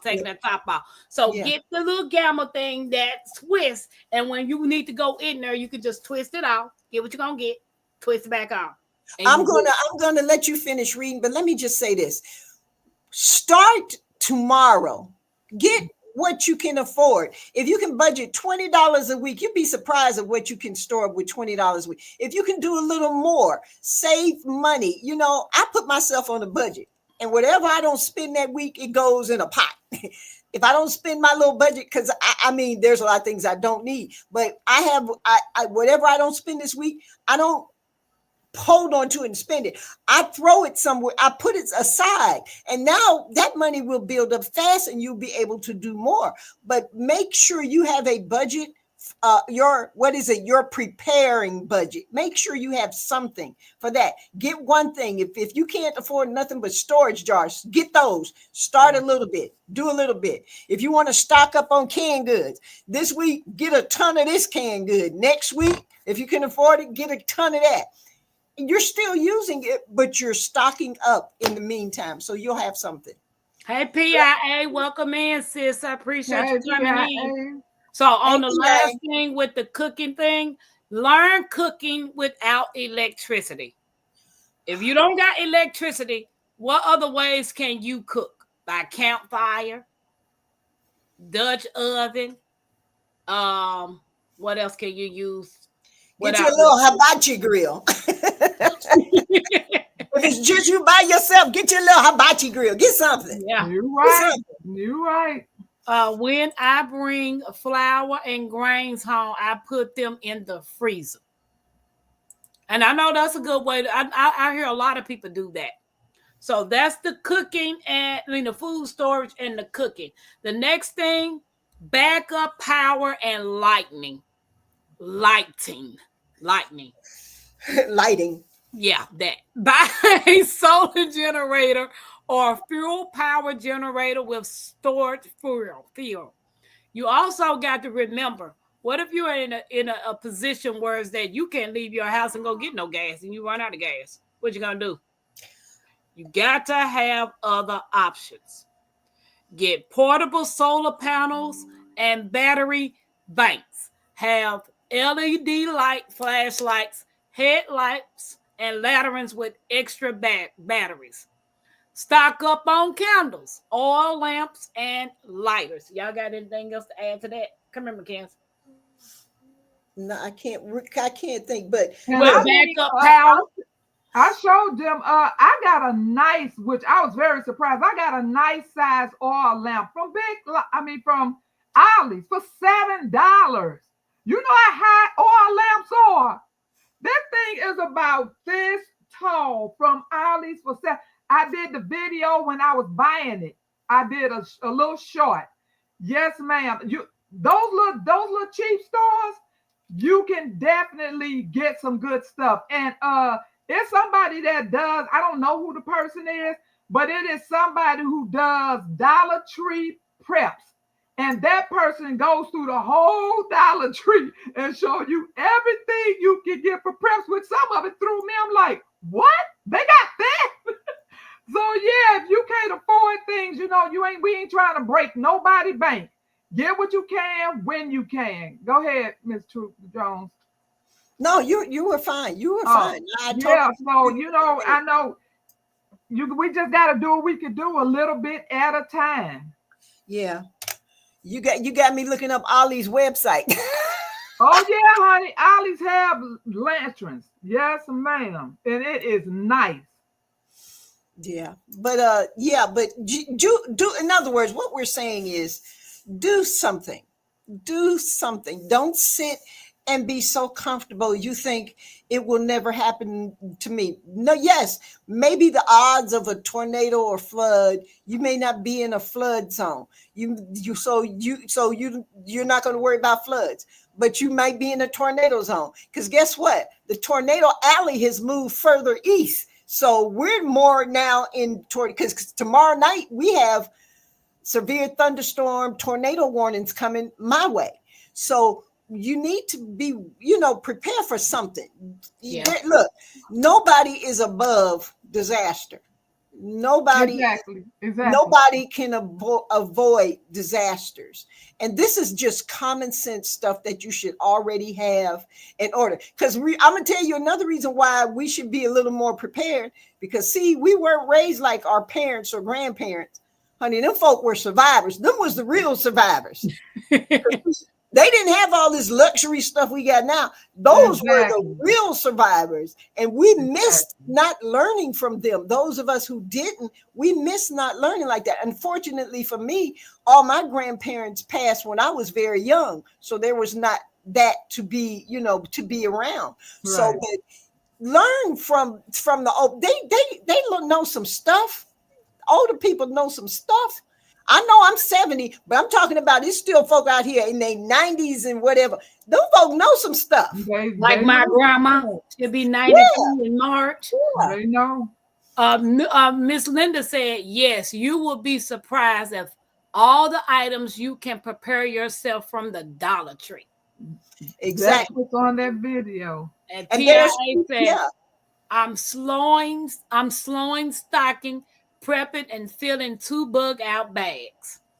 And even though we touched on EMP for quite a while, when we first started off talking about all natural disasters. So we're not really focusing on the worst of the worst. Yeah, we're focusing on things that happen every single year that we know is going to happen. It's inevitable. It's going to happen. Hurricane. So that's why we focusing on that the most, and that's the food, the water, everything Tampa just read in that list. That's the things you're gonna need. Yeah, but you know what? Let me say this. We talked about bug out bags, but remember this. Every person in your house should have their own bug out bag. Right. You don't have one bug out bag for 5 people. Right. If you got 5 people, there should be 5 bug out bags. If anytime you leave the house and you're going to be away from home, you should have a bug out bag in the car. Then that's called the everyday bag. So that goes with you every day if you just going on errands. And the benefit of an everyday bag is I gave some scenarios about that. How many things have we seen happen on the news? People was out shopping. Something happened in their neighborhood, whether a train crashed and something leaked, whether somebody has a gas leaking in their home and they shut the entire neighborhood down. Now you can't go home. You have nothing that belongs to you. In that everyday carry bag, you got some medicine, you got some pajamas, you got some underwear, you got your toothbrush, you got things you need. So if you have to go to a family house or if you have to go to a hotel, you have things you need, and it also has food and water. That is an everyday carry bag. It never leaves the car until you take it in the house to replenish some of the things that's expiring. Right. Tina said, I have so many of these items in my hurricane bags. Oh, yeah. And cousin said, are blackout curtains good? Yeah, because they said in the event of unrest, people don't want nobody to know they home. So if you're going to have lights on or you walking around with flashlights, you don't want anybody to see that you're trying to be incognito. So that is the purpose of the blackout curtain. Because to be honest with you, as far as being prepared, honey, my idea of prepared when I was young was to make sure I kept in the summertime to make sure I kept an umbrella in my car because I didn't know. I thought if I had my umbrella and my driver's license and a tube of lipstick, girl, I was Gucci. I was good to go. But you got to be more prepared. You need to be, because look, I have been stuck in the cold. I have been stranded in the snow. And I look back on that and I said, if it wasn't but for the grace of God, that it was usually by somebody I knew. But you can't plan for that all the time, no matter what. Like she said, keep an extra pair of clothes in a bag, some socks, especially socks. Keep you some good sneakers in your car. And if you if you can't afford the best, get you some good sneakers, but get you some Dr. Scholl's insole pads. So if you got to walk, your feet won't kill you. So, but just have something ready and think about your children too. Think about your children too. So Oops says Dollar Tree has emergency long burn candles at times too. Cousin said, if I have lamps, candles, kerosene lamps, I will have lights when no one else will have blackout your windows. Right. And T-Nog said, I have a bug out bag as well as a bug in bag, just having the basics. Yeah. PIA said she got two of them. That's why she got one for her car and her home. Yeah. So the next one is, y'all know summer coming. Who's to say the power can't go out in the summer? Oh, it will. Please don't remind me. I've had another days like that. Way this weather is, they definitely somebody gonna definitely be in the dark this winter. Yeah. So this one says home heating and cooling. If you can, or if you already have, get a wood stove or a propane heater for winter survival. Have thermal blankets, sleeping bags, and layer clothing. Use battery-powered fans for summer heat. Store cooling towels. Again, critical. Extra water. Always. Extra water and set up shade areas. What else can you use for cooling your house in the summertime? There's if you go through YouTube, some people have made what they call makeshift AC units. They took a styrofoam or cooler and put ice in it in some kind of way. They set that fan up on there, and it blew cool air from that ice. And I'm like, but there's different ways. There are so many genius hacks online. If you think about stuff, even if you don't do it, find the one that fits you and just do whatever. Because like I said, I have a list. My family don't care about preparing, but I'm making them think about it because I keep sending them stuff in the mail. I don't tell them, I just send it to them. I was like, so you won't have an excuse. You know something. Happy Mac said, yes, a swamp cooler. Yeah, that's what he called it, a swamp cooler. Happy Mac girl. Happy Mac must be in her 90s. Mac know everything. She up in New York. Everything, Miss Happy Mac. Yeah, Happy Mac know people that know something. That's what it sounds like. Happy Mac is Google. Now, anytime you live in New York, you got to be prepared. And I know people that have generators, they probably don't have to worry about that because they have the little portable air conditioners, and hopefully there's going to be some sun out so you can keep powering that. But I would just like things that I did, like when I went to the Vision Preparedness Camp, I had this full of ice water. And when you desperate and you in the house and you hot, you gonna spray this fan is going, so fan is gonna cool you off. And I was just spraying that cool. While they was having their little classes, I was sitting there just like this, spraying this cool water on me because baby, it was like the two red horns hot that day. We was there, okay? It was hot. And I kept cool with this. And if you have ice in your refrigerator, you might, if you got a metal pan, you might want to try to preserve that ice before it all starts melting like in the regular refrigerator. It's good as long as you keep your doors closed. But if you have one of these, you can at least spray yourself to try to keep yourself cool. Oh, honey, I have 3 of those. Another thing is, I always tell you all about the little portable banks. The little portable banks are just as good as batteries. If you start running out of your batteries, you can, because all my fans I have battery operated fans as well. But see, this one is plugged into my computer.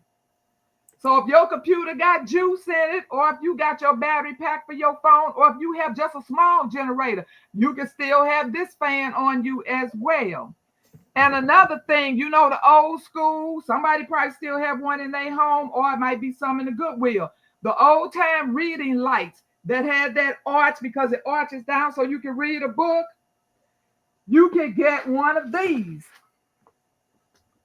Oh, okay. Let me make you bigger, honey. I ain't seen one of them in so long. See, it has to go in a light socket. So if you got this in that light socket on that, because you have to have a small generator or whatever.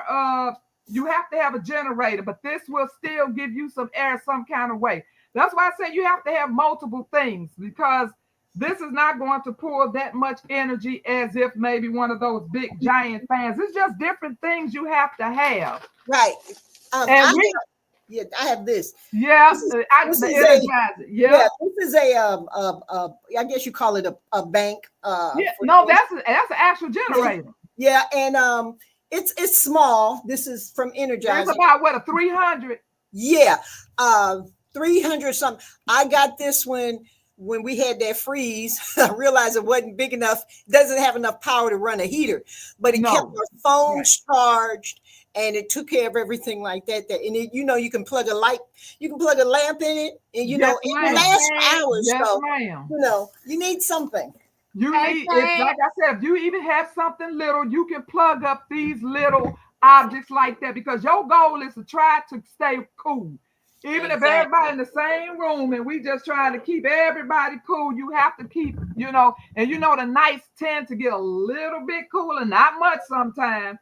But during the day, you have to do what you can to try to stay cool. And if you could get hold of something, and if something happened, the neighborhood, you won't be able to find any ice, because everybody's going to fly to the service station and the grocery store and start grabbing ice. So, but if you even know, because a lot of times, what's one good thing about it, sometimes we get a 7-day advance notice that something is coming to our neighborhood. Yeah. So you get some ice and start sticking it in that deep freezer, and you will have ice. And these small little things like this could save you, or like she said, and we did that. That's why now, back in the day, we put that fan behind that metal bucket of block ice. Sure did. I remember doing that. We had the box window fan. Them old school steel ice trays, the metal ice trays, and to pull it. We would set that up there in front of that fan at night and be cool. But then, we didn't have air conditioning back then, but that was our way of keeping cool. But I found a 12-inch box fan, battery operated. Trust and believe, it had to leave the store with me. Hey, welcome in. Deborah, welcome in. Tag, welcome in. Off-grid trucker, hey. Guys, don't forget to hit the trucker, welcome in. So number 5, hey Sylvia. So number 5, we talked about heating and cooling. Number 5 is first aid and medical supplies. You're going to build a comprehensive first aid kit with bandages and a histamine, and medical tools. These words. They put all these words together and cut these my word. They look the same. We're going to stock up on prescription medication if applicable, if you can get them. Learn basic first aid and CPR. Have herbal remedies and alternative medicine supplies. Nigga, don't be laughing at me.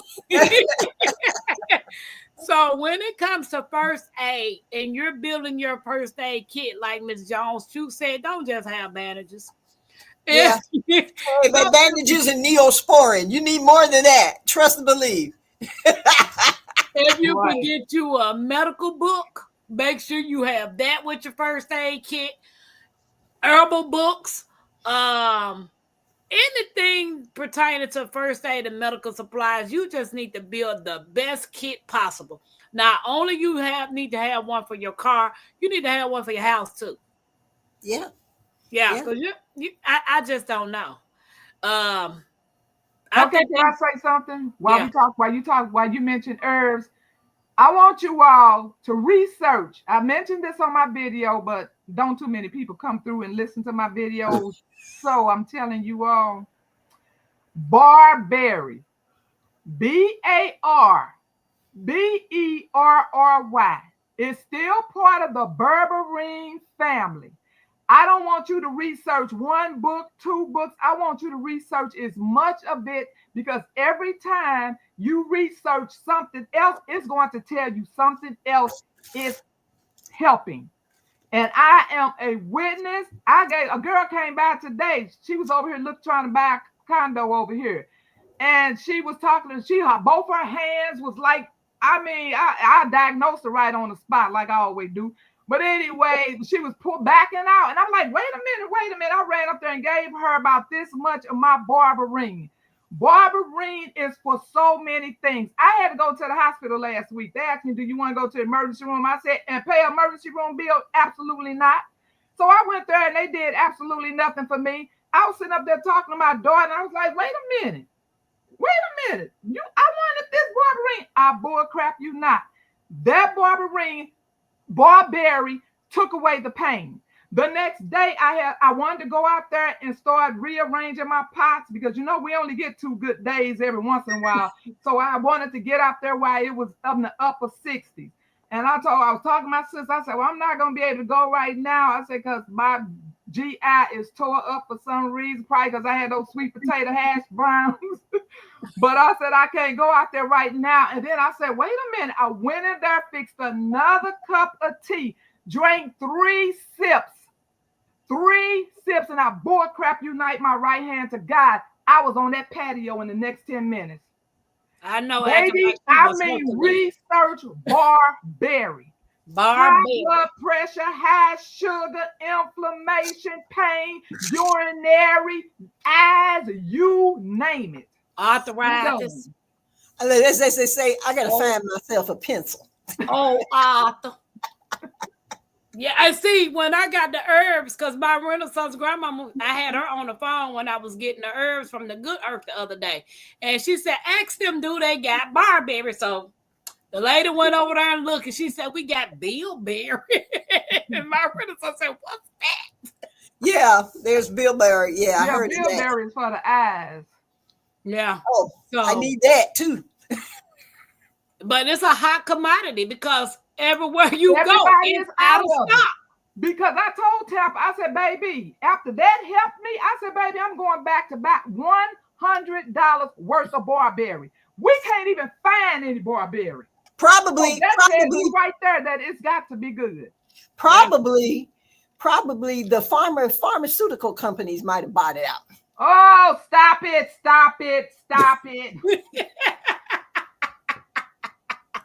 I already got my list about what I want next. Oh, look. I'm on Etsy right now. I see some.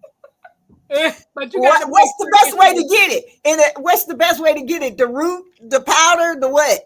Any way you get it, you could put it in a tea bag or in your little metal cup and make you a cup of tea. I got the powder. I did not want the powder, but that was all that was available. So I take 1/2 teaspoon. Now, like I say, read everything. Read what the interactions with medication. Read the side effects. They said it is safe, but you cannot abuse it. So do your research. But I'm telling you, best thing since sliced bread. I've been telling you all that about berberine for how long? Hey, Serena, a long time. Hi, Serena. What do snowmen use to make a salad? Iceberg lettuce, snow peas, and icicle ready. She said, LOL, the company's got it not good. You can buy barberry in New York. Yeah, it ain't cheap either. As a good note, it's nearly everywhere. She said, you can't buy it in New York. Wow. I think I saw somewhere else you couldn't buy it either. That's why I said, baby, I'm about to that's whenever they get it in. Because I'm about to snatch it wherever I can find it. You ain't know me and you both, because I need it for my arthritis. Oh, well, I see it on and it's good for arthritis. Yeah. Definitely need it, because that finger won't bend. I need it. That's why I gave it to her with both of her hands. Then she showed me her leg, her thigh was about this big. And then as I was going up the steps, I was like, hey, wait a minute. Come back up here. Wow. Okay. Number 6 is security and defense. Yes. You're going to reinforce doors, windows, and entry points. Okay. I think if you can get someone, you check your doors. Number 1, if you have a 2-inch screw in your door where the locks or whatever thing is, remove those and replace them with a 5 to 6-inch screw. Right. Because if you do that, it will make it harder for them to kick your door in. Right. And there are things you can buy to help door. And I like, I'm a metal door fan. But, do what you can, but make sure that you have long screws in that door. The little short ones, one kick and it's done. You want to, even if they can kick the door in, you want to make it hard enough for them for if you have something else to get to it. Get to it. You just want to delay it. Serena, I was going to say me. You said Tampa. Runs all day, never at rest, has a bed, but never sleeps, has a bank, but no money, has a mouth, and never eats. What is it? I was going to say me, but she said it real. So, okay. We're going to reinforce the doors, windows, and entry points. Install motion sensor lights, solar powered. Exactly. If you can get the solar powered motion sensor lights, that's best. Exactly. Get a self-defensive tool, firearm, pepper spray. My Renaissance grandmama said all the peppers that y'all grow, y'all can make your own pepper spray. Yes. Baseball bat, and I got a metal one and metal. I got a wood one too. I got a wood one and whichever one my hand touch. Yeah. Form a neighborhood watch or a trusted community for safety. If it can be used as a weapon, you should have it. Exactly. Anything. Hey, look, at that particular point, look, I even own a slingshot. I got the kind with the little brace that braces your arm. I got a slingshot. I have a crossbow. You come in my house, you better pray that whatever I hit you with, it don't kill you. Because you're going to get something. You will get something. You mean unalive them? We're going to unalive them. We're going to unalive them. All I'm saying is they won't come back. Okay. All right. Number 7, sanitation and hygiene. Okay. Stockpile toilet paper, which I don't understand. That be the first thing to go in a disaster. Toilet paper. Toilet paper. It be the first thing to go. I don't understand that. You know what? When we had to do the COVID thing and everybody's fine. I'd see those are things, and it had nothing to do with being prepared. I'm just one of those people that hate to go to the store every 2 weeks, every week to get the same thing. So I kept all that. I kept Lysol. I kept all the things that everybody was fighting about. Paper towels. I keep all that. That's like just what I do. I don't like to keep running back and forth to the store. Make sure you got a lot of soap on hand, because you sure don't want folk to be funky. Serena, be safe. She said they're in a tornado watch until 5 a.m. Yeah, that's going to be us tomorrow around 2. So, yeah. Wow, I'm looking. Yeah, but you said hygiene. Yeah, but hygiene is important, and it's tasty. I know what I'm doing in a couple of months. Now it's bitter. It is super duper bitter, just like the berberine was. If whoever had that, I know Jags had the berberine sticks. Tampa probably never tried her berberine My sticks. stick's still in the bag. But yeah, it is super duper bitter. So Teasy says she uses hers without a sweetener. I just can't. I ain't gonna tell you. I forgot how to do it with the stick. It's a berry. Is Is the original form a berry?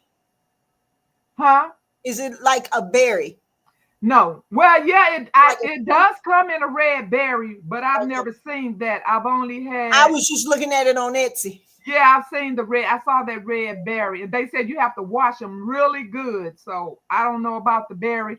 I want the dehydrated, whatever I can make tea out of, and if I have to keep getting this powder, which I'm kind of getting nervous just sitting up here talking to you all, and might have to make a trip tomorrow to see if she got a couple more bags of that powder before they don't even get that back in. Well, I'm calling if you go, because especially since I done gave a bag away. I need to go. I just saw Roots. They wanted 3.5 ounces for $39. Yeah. I don't think Star West is that. I think you can get a pound for that much at Star West. Yeah, Star West. Yeah, Star West herbs. Star West botanical herbs, right? Okay. Is it? Yeah. Star West botanical, yeah. Yeah. Okay. Because honey, these folk want you to give you what? About that much for $39. Okay. Okay, so we're gonna stockpile on toilet paper, wipes, feminine hygiene products, and my Renaissance grandmom soap. Get an emergency toilet set up. 5-gallon bucket. Trash bags. Trash cans. Kitty litter. With trash bags and kitty litter. Trash bags and kitty litter. Store hand sanitizer and disinfectants. Learn how to dispose of waste safely to prevent disease. Some of the stuff you can make on your own, like hand sanitizer, some disinfectants you can make on your own. If you can't buy all the if you don't want all the harsh stuff, they got plenty YouTube videos to make your own. I promise you. And I have N95 masks. I keep a little supply of those. I do too. I have KN95 masks. I don't go any lower than those two, but I have a box with those in it. Yeah, so I have stuff, just kind of, where I want it. It was my sewing room. It suddenly turned into a storage room, so that's what's going back there. But but you're right about that. But the trash bags come where if it's for long periods and your toilet stop working, you better poop in that and take it out in the backyard and bury it. You gotta do something. I know. So number 8 is emergency communication. Get a battery or solar power. Or crank radio. Let me finish the list. You going before? What is that? You jumping before the cot. Get a battery or solar power NOAA emergency radio.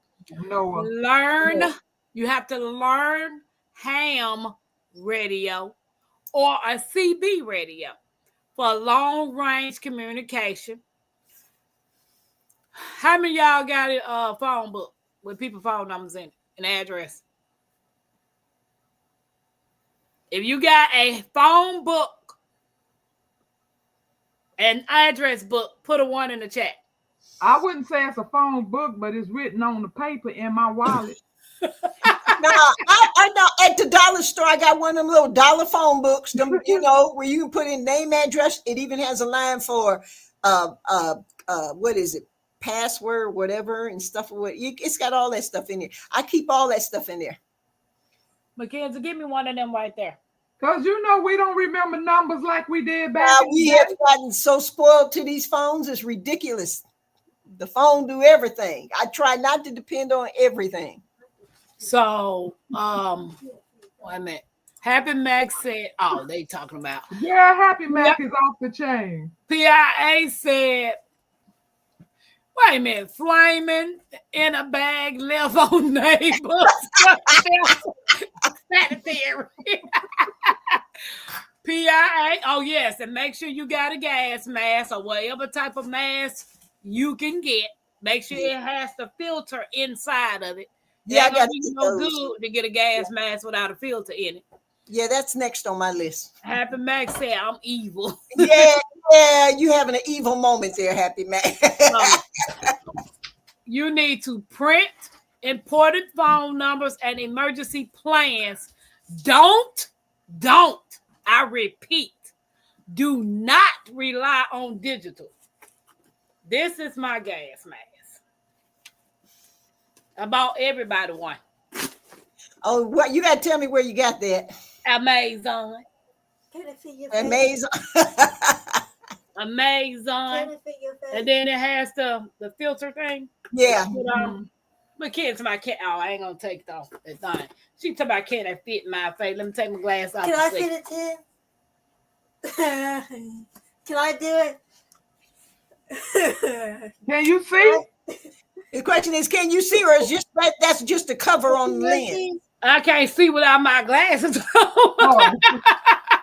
I mean, on the mask, is that like just a cover over the lens part or It something? looked like that yellow part is a cover. Yeah, I have to.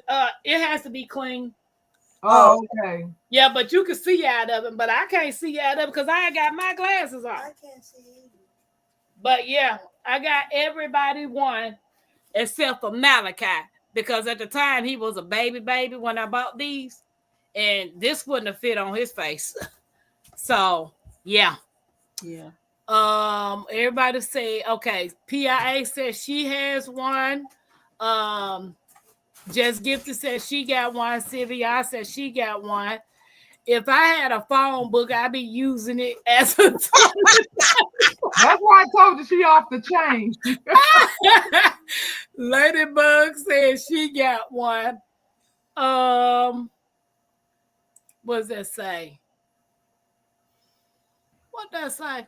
It says Sam's Club has thornless blackberry bushes in 2 packs and 2 varieties in my sack or Navajo and Arapaho.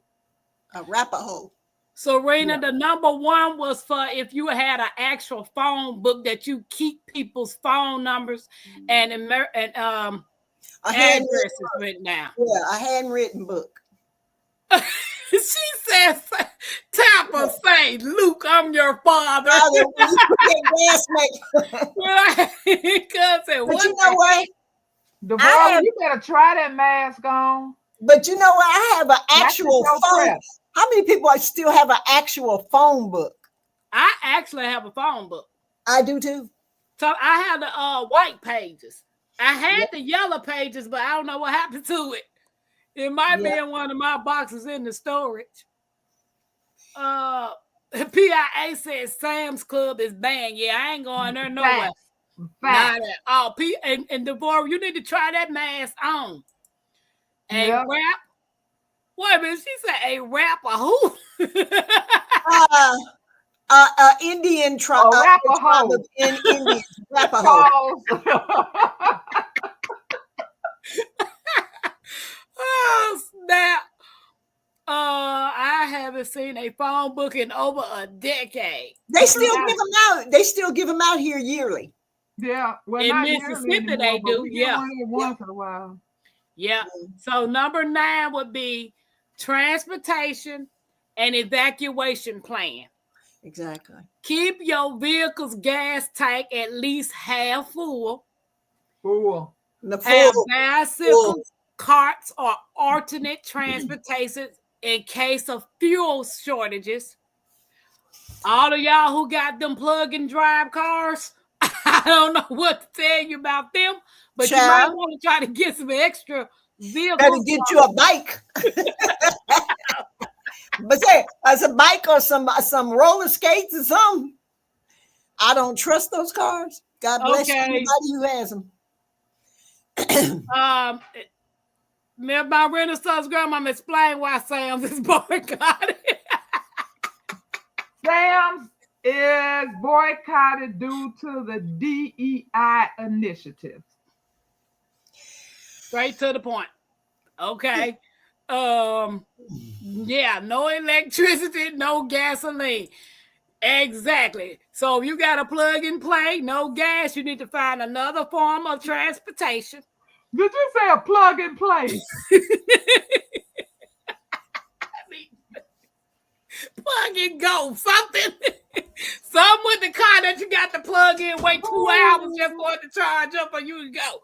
If you got one of them things, you need to just trash it. I don't care what you say. Create a bug out plan.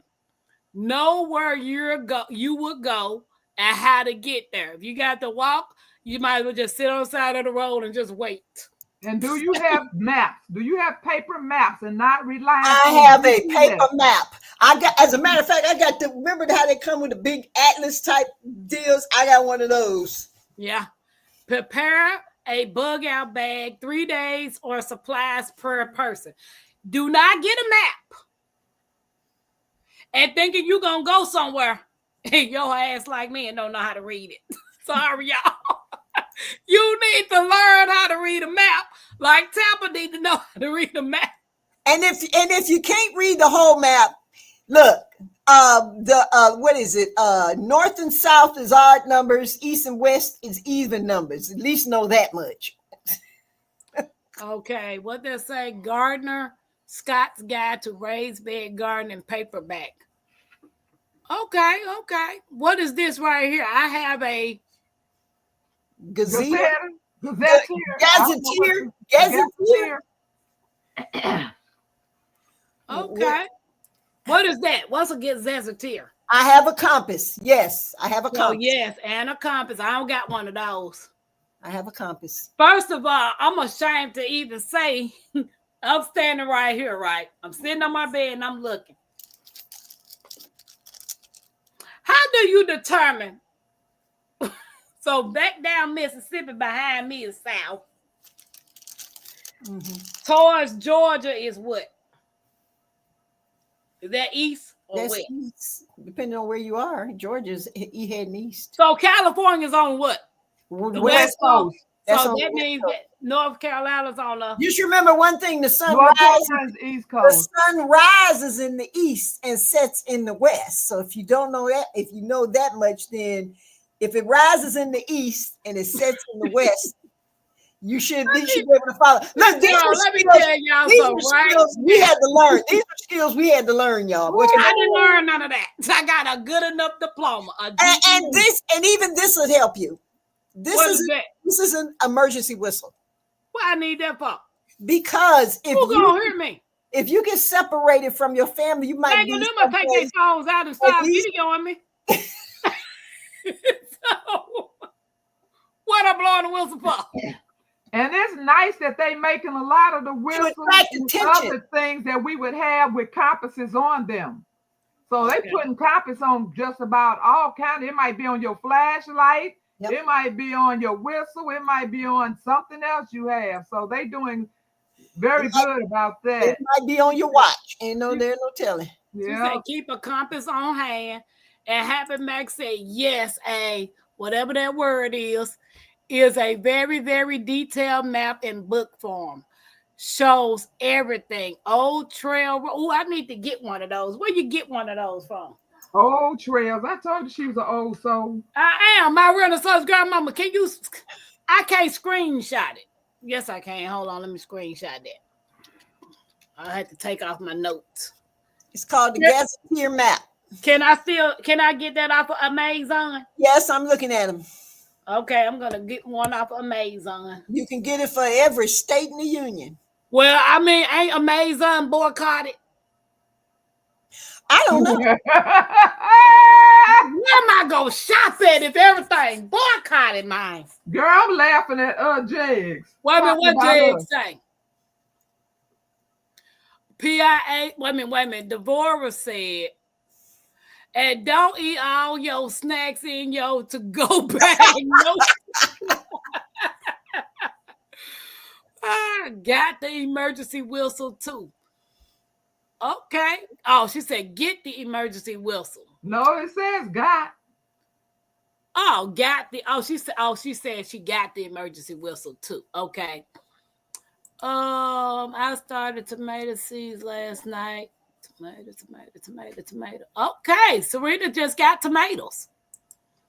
All three of you ladies need to be on Saturday Night Live doing this show. Well, sorry, Jack, sorry. Each state has their own Gazetta. So, the Gazetta is for just that state. Yeah, you can get it So for that. it's not worldwide. Yeah. He And, said, yes, Amazon is boycotted.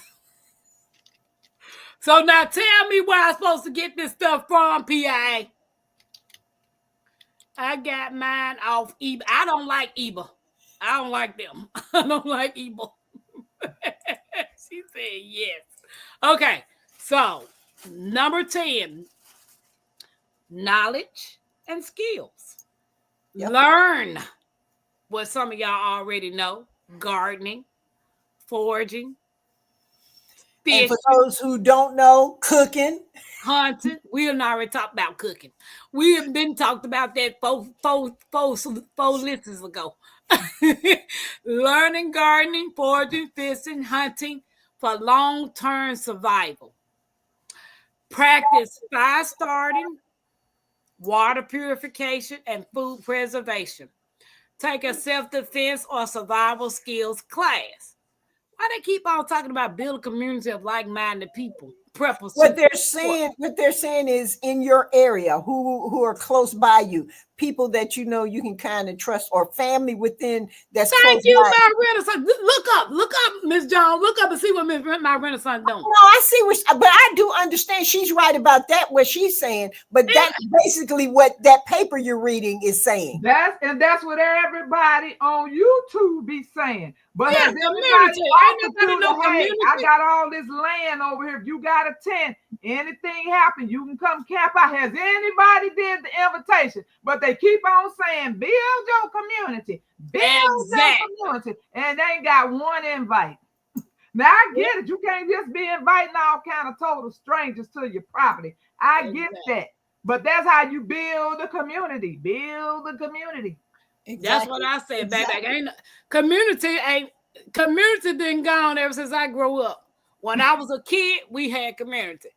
Where is that now? Because community drops. Ann said no Amazon from March 7th through the 14th. Also, I got time to order from Amazon. I can cook, sew, hunt, mechanics, plumbing, electrical, including solar, etc. Done it all. Oh, snap-a-doodle.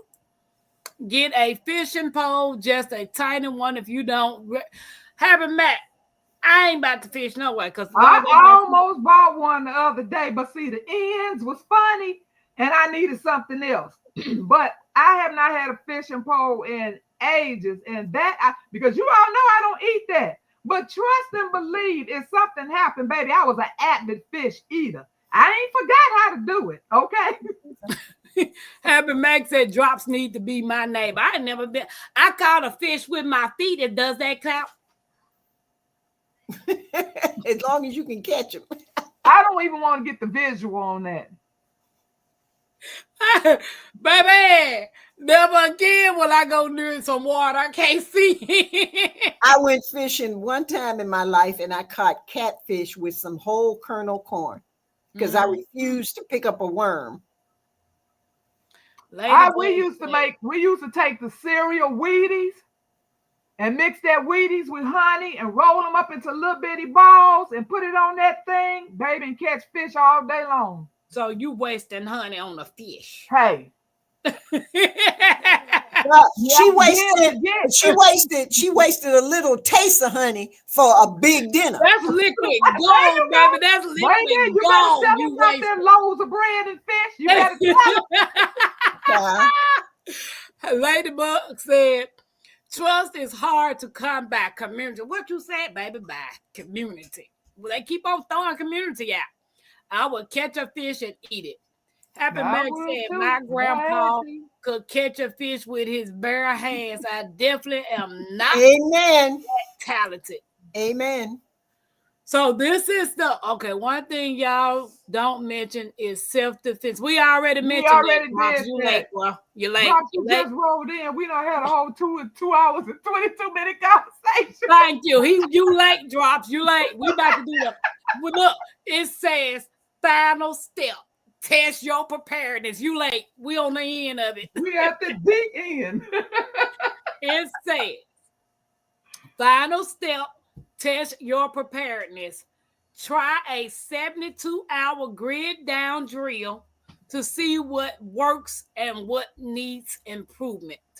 Yeah. Ain't no sense of getting all these preps and stuff and you don't use them to see how they work. You're going to run yourself raggedy the day of and you don't know how to work an operator generator or a solar panel or whatever you got. You don't know how to operate it. So you take a 72-hour grid down drill and run it. Rotating stored food and water every 6 to 12 months. Keep updating and improving your preparedness plan as needed. And learn more when you can. Learn more when you can. And how many people we got in the chat total? Over 30. Okay, well, I know everybody's not chatting. There's somebody in the bushes. But out of 30, we would like to see how many ones have a garden. It's if you got growing a garden, some type of food, whether it's indoors, outdoor, but growing food. Let's get some ones in this chat. Type in your one. I ain't got a one. If you got 3 You packs, got a hydroponic, you growing food? I got a one. Let me put that one up in there. I do got a hydroponic over there. I forgot.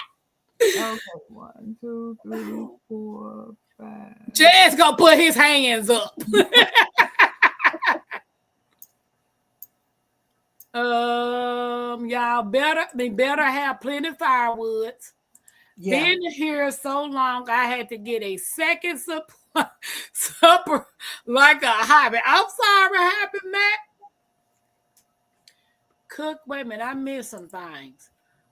Cooking oil may be in my bug got bad. Exactly.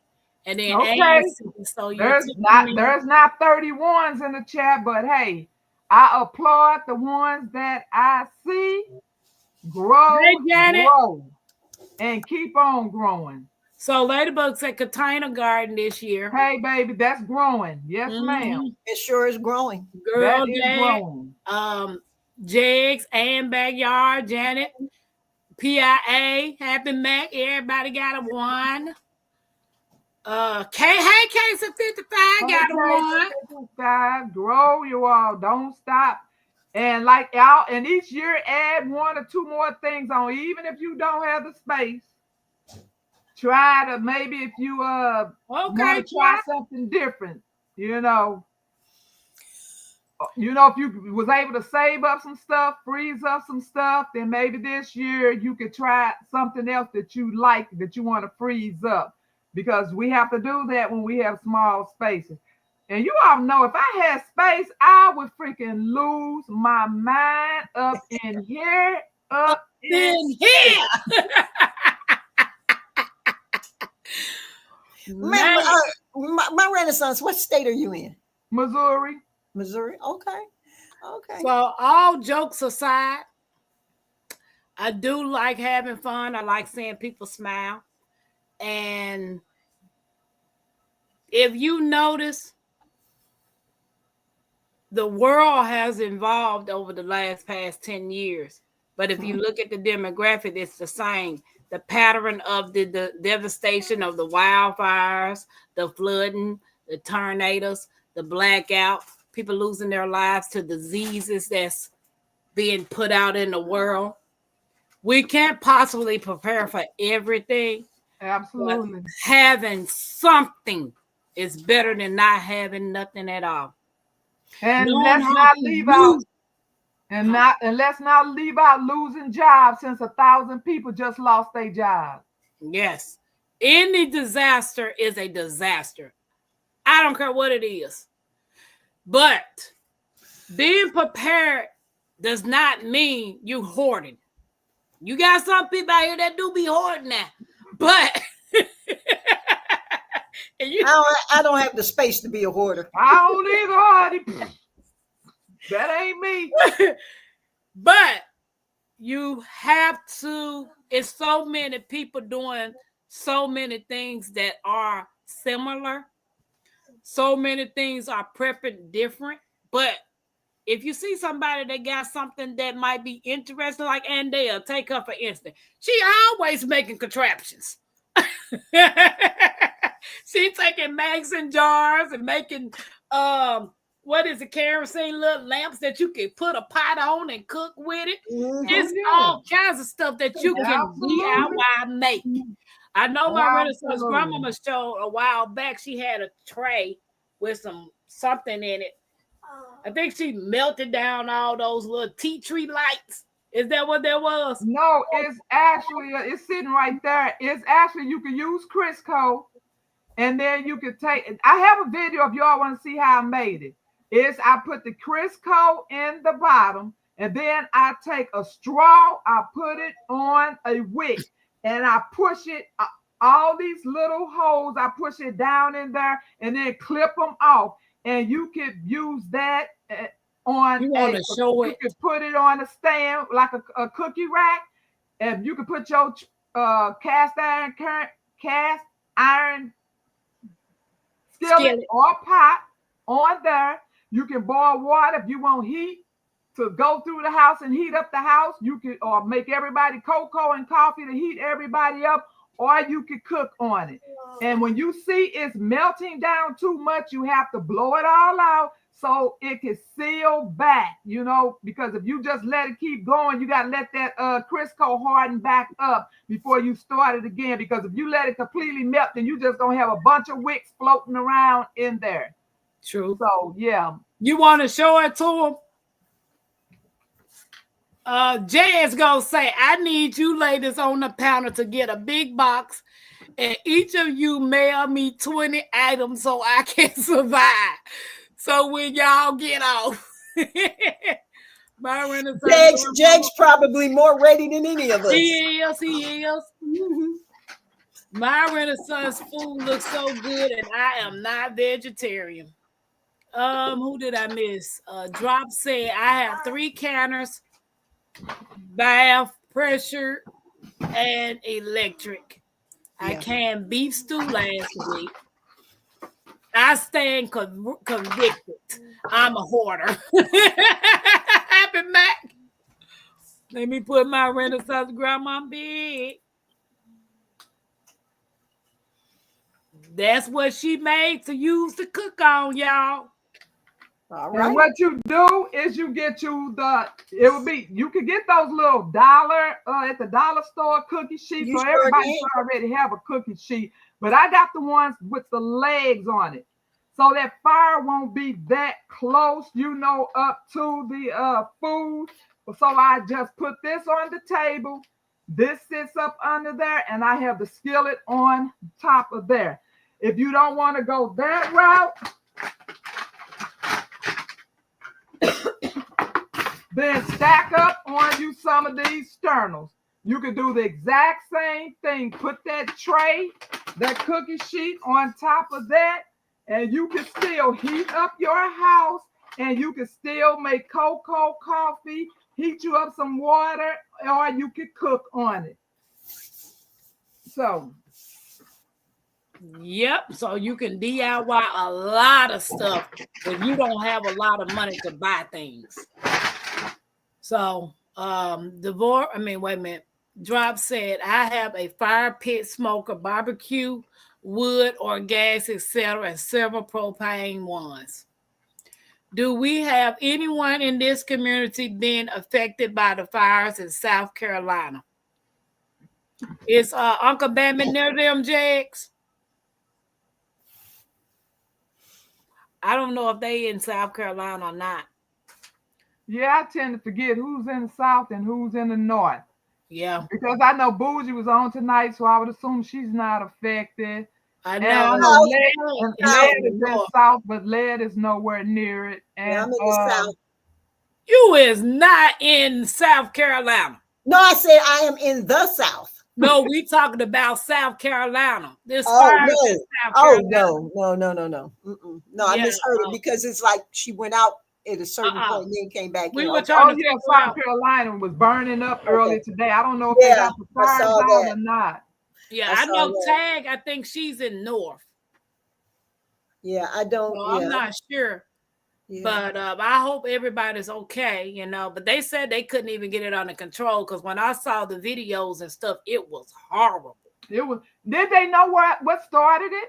I turned it off because I was like, I don't want to see See, this. that's the same thing we talking about. Yeah, I don't want to see That, this. and that probably not a natural disaster though, but that's still what we talking about. And me myself personally, if I could see the smoke and I could smell it, I'm already gonna be loading up my car. I'm not Amen. gonna wait till the last minute till they tell me to evacuate. My car is gonna be Amen. loaded. I don't care if I have to waste my time stocking it up. It don't come and then I got to bring all that stuff back up here. I don't care. It's worth it. Amen. That is so true. That is so true. Amen. I'm like you. I'm not waiting. Just show me. I see. I'm one of them people. If I see a whole bunch of people running, I'm not gonna ask them where they're running from. I'm gonna turn and run with them, and then ask a question later. You better ask somebody. Yeah, I ain't gonna stand there and wait till everybody gone and see what's coming. No, I'm gonna be with the ones in the front. Right.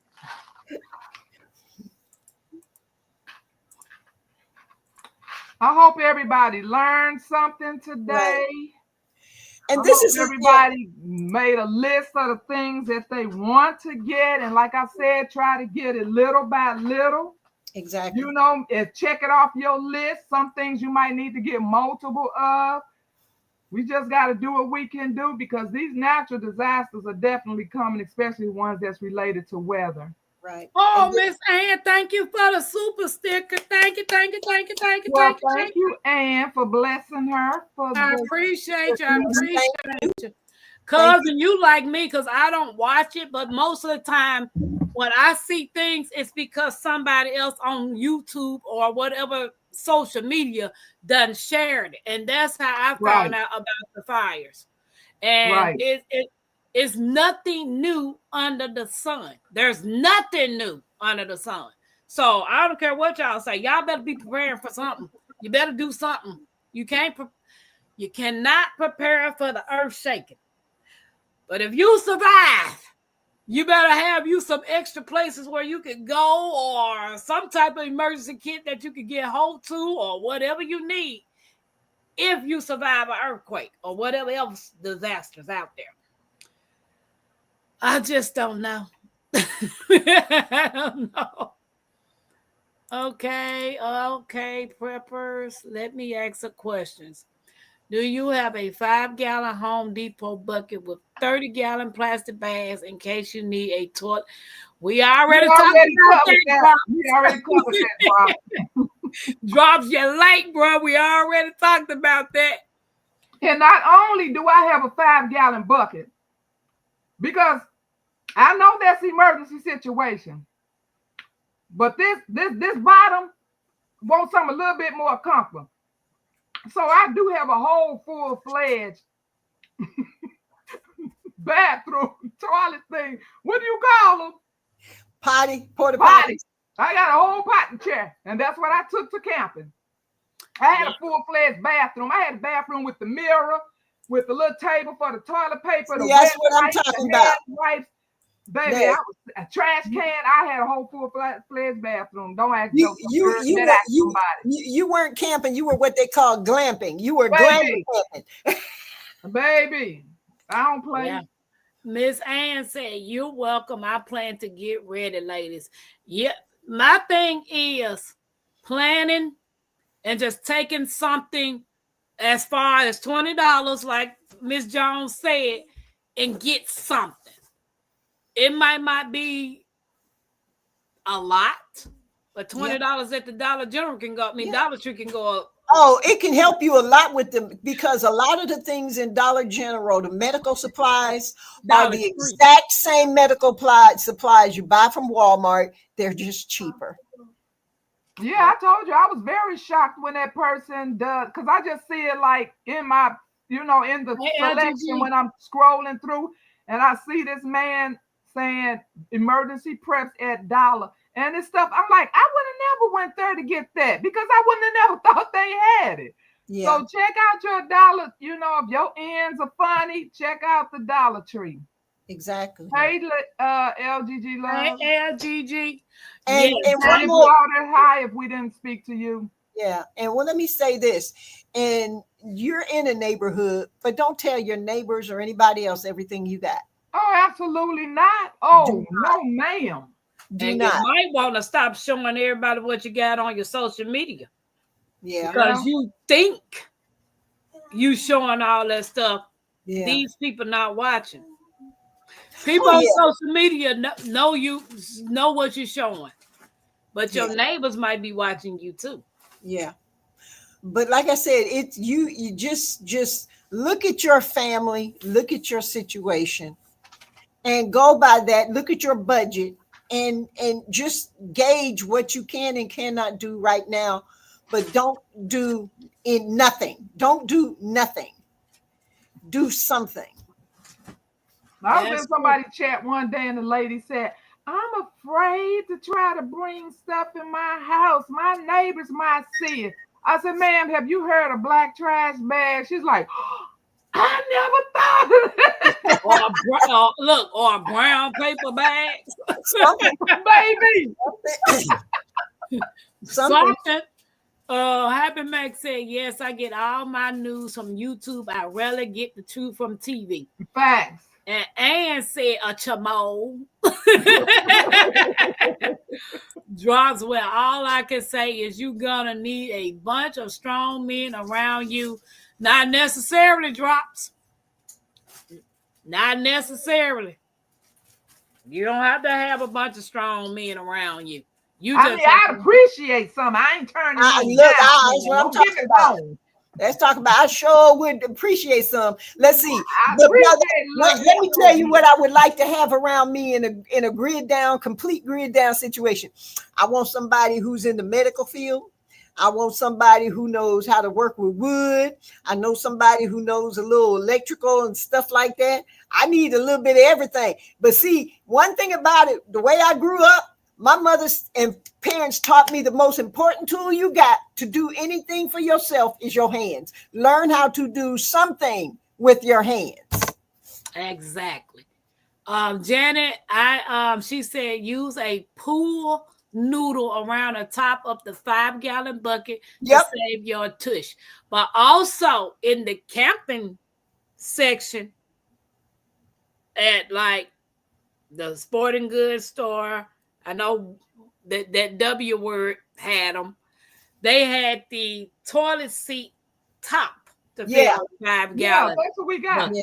Yeah. Yeah. But that ain't comfortable to me. And then again, my thing is, it's so low. If you don't have those Megan knees, baby, once you get down there, somebody gonna have to come in the toilet to get you back up off Yeah. of I it. ain't got Megan knees. I ain't even got Esther knees from Good Times. I mean, from Yeah. Stephanie and Farm. I ain't got her I knees.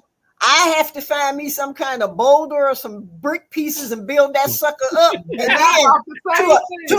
to a height that where I know I sit down, I don't have to holler for help to get back up. Because at Yeah, least on my potty chair, I got arms. So I got something to, push myself up off of. Yes, I have a portable toilet with the tent, cushion seat, and deodorized packs. Oh, snap, That's Deborah. what I'm talking about. Don't show That is your what I'm cards, talking girl, about. dad. What you cooked today? What you cooked today, girl, dad? If the grid is down, don't cook food that smells good like bacon. I promise you, you have everybody in the neighborhood coming up. Baby, that bacon ain't no joke. Well, I don't eat swine, so I ain't And got to worry then about cooking. don't season your food to cook it. Season your food once you take it off the stove, because especially my season. The whole I was just neighborhood see, you don't know took I'm my cooking. commercial. You took my commercial. Girl. The whole neighborhood gonna know you cooking. I was just gonna say, Mackenzie, give me that box. I was hoping to say, if you use this season, don't use it until you finish cooking. She done took my commercial from me. Girl, I'm telling you, because that's how I first started selling it. I would be in the lunchroom eating lunch, and people come back there because hospital people eat out all the time. And they would come back there. They said, "What did you all order today?" I said, "Baby, she eating some ramen noodles. It's the spices, not what she's eating." And that's how I started selling spices, because everybody started ordering. So it's them spices, baby. I dare not try to cook with some spices if I'm trying to beat incognito.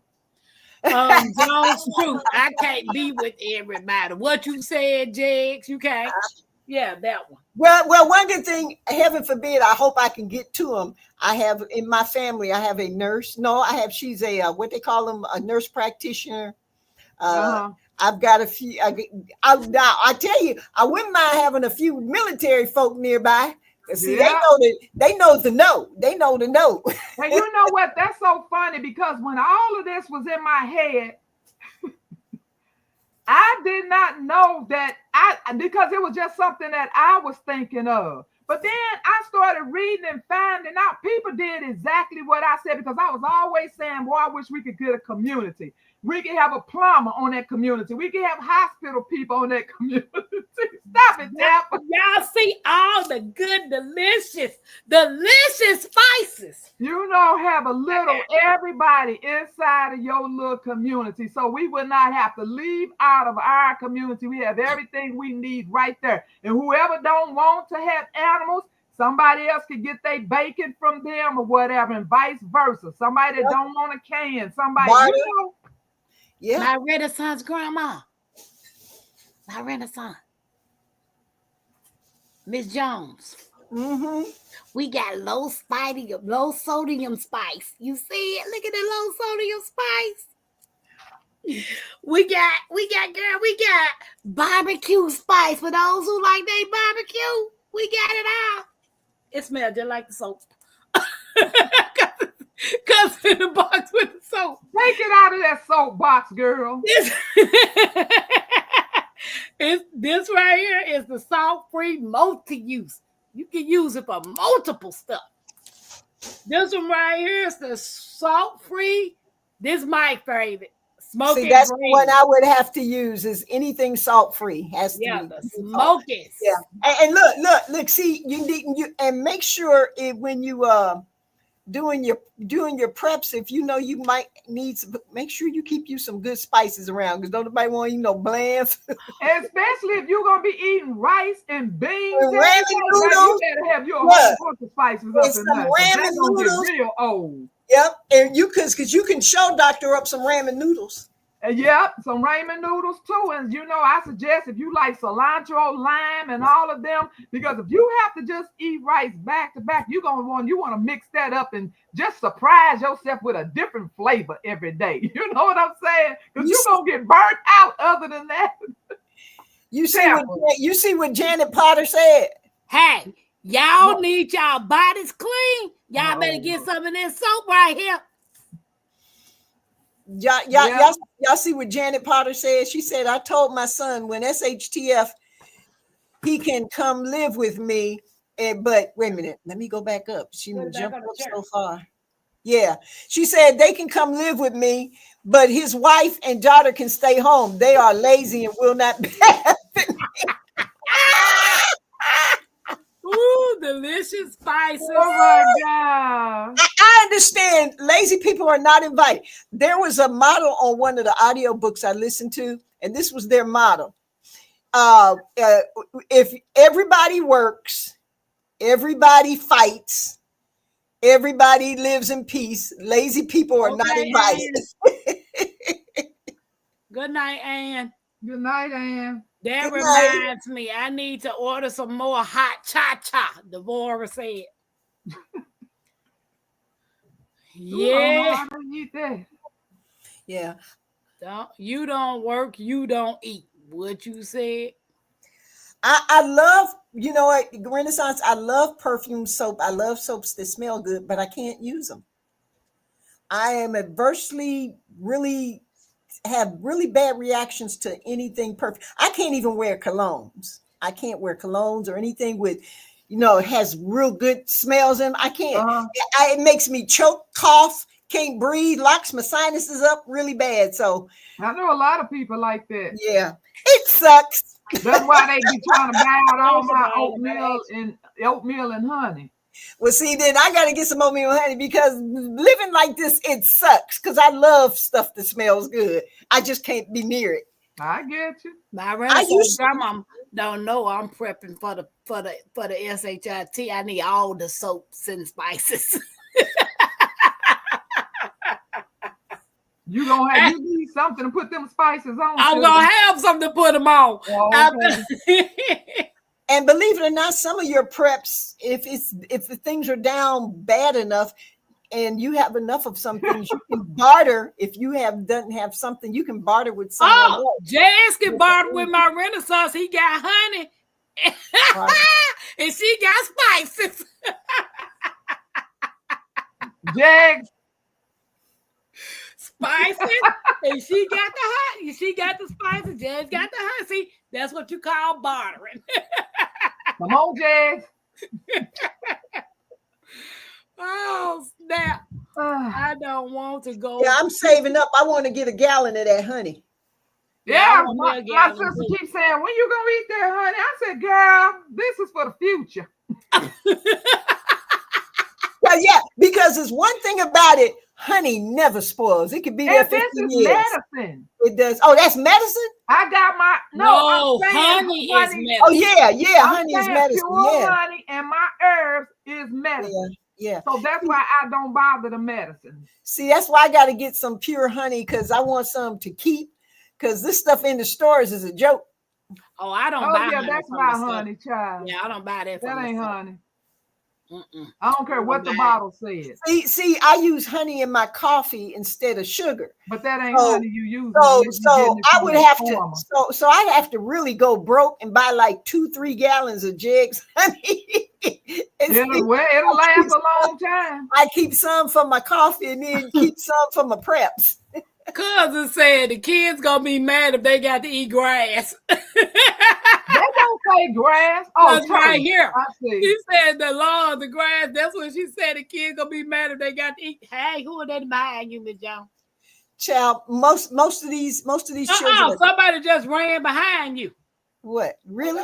Oh, But that's all they said. Something. I didn't see them. You know what? I was so busy focused. He doesn't. That's my son. You're running behind. Ran behind you, Miss Jones. But I you wasn't know even what? paying him no attention.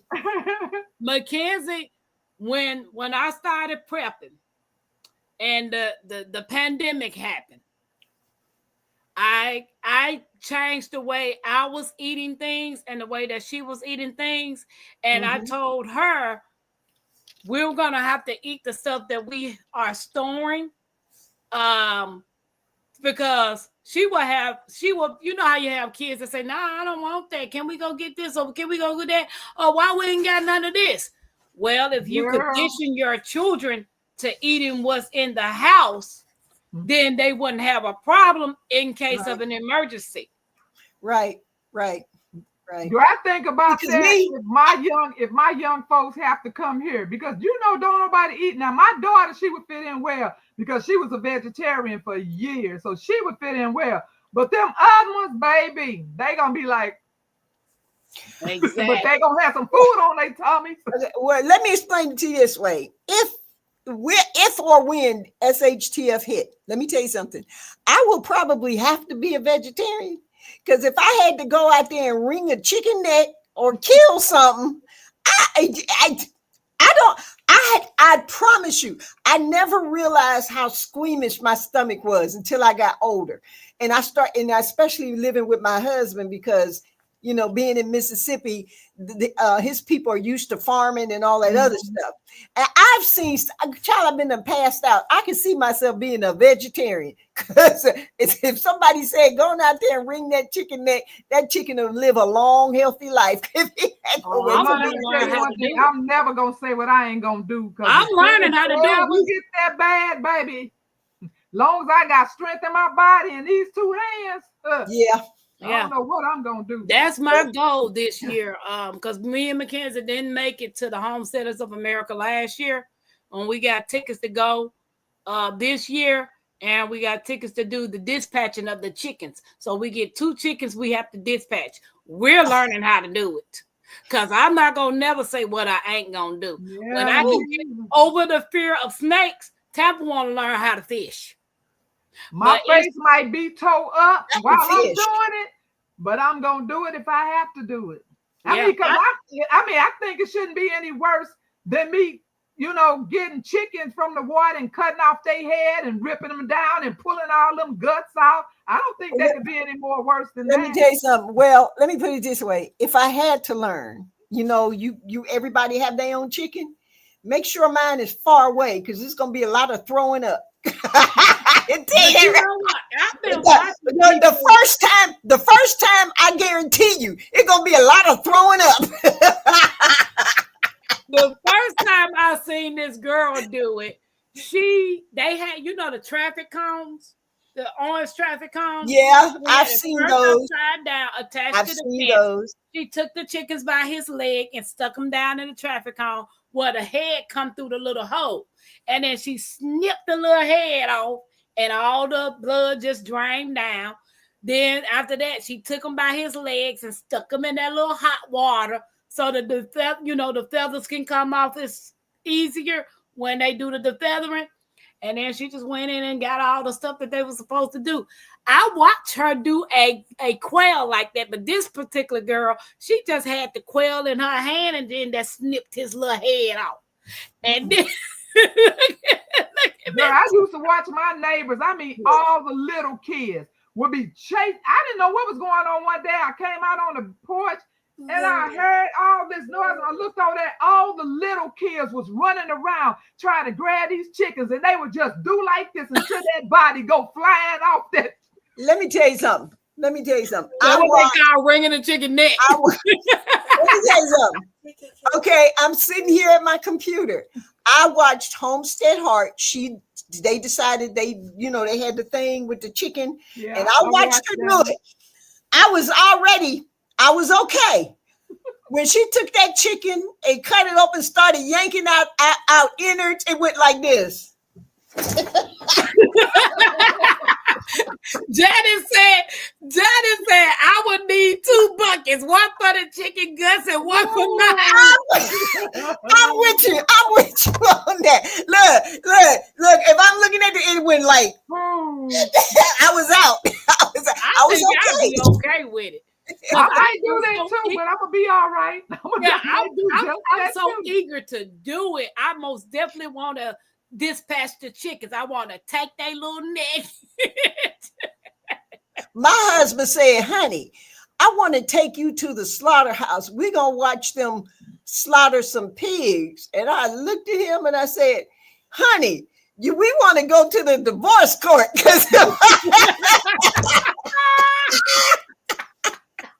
Hey, F on Humphrey. Welcome. Hey, Felicia. He laughed his head off. He thought that was the most hilarious thing. He been trying to get me to milk a cow since we've been in Mississippi. Oh, snap. I like me some mustard greens, honey. I like all my greens mixed together. But I'm going to tell you, I was driving for FedEx one day, and I went to this Amish house. They had their business next to the house, like a big barn. And then they had their old barn that they used to live in until they built their house that they stay in. Well, I had packages for him, and they came out the door. But it was snow on the ground. And all I seen was red stuff on the ground. I'm like, what is this red stuff on the ground? So I'm driving, I get out, and Aaron come out, which was the Amish guy. He came outside. He said, hey, Miss Pam. I said, hey, Aaron. And I'm cautious about getting out the truck. Like, that's all this red stuff on the ground. And I'm knowing it's blood. I'm looking at this blood is everywhere, like trails of blood. And he said, you got packets for me today? I said, mm-hmm. He said, you okay? I said, mm-mm. He said, what's wrong? I said, what's this right here on the ground? Why is it red? Why is you got blood? What happened? He said, oh, I'm butchering a cow. And he pointed over there to the barn. Big old cow just hanging up. I must have hurried up and gave him his package and rolled out. But you know what? I don't know. I don't really have feelings for the chicken, but it just really touches me when I see them do rabbits. And rabbits. And I don't know why. But I guess because I had rabbits as You know, I had rabbits in my I'm life. not eating now one of them.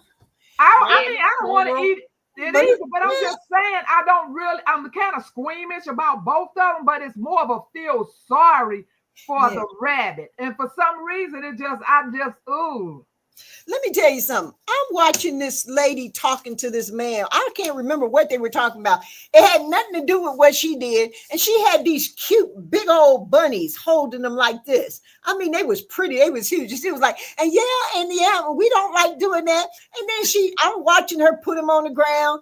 And the next thing, before I could even change anything, she took a lead pipe and went bam, bam. Look, when they say, look at me, look, man out. Ooh.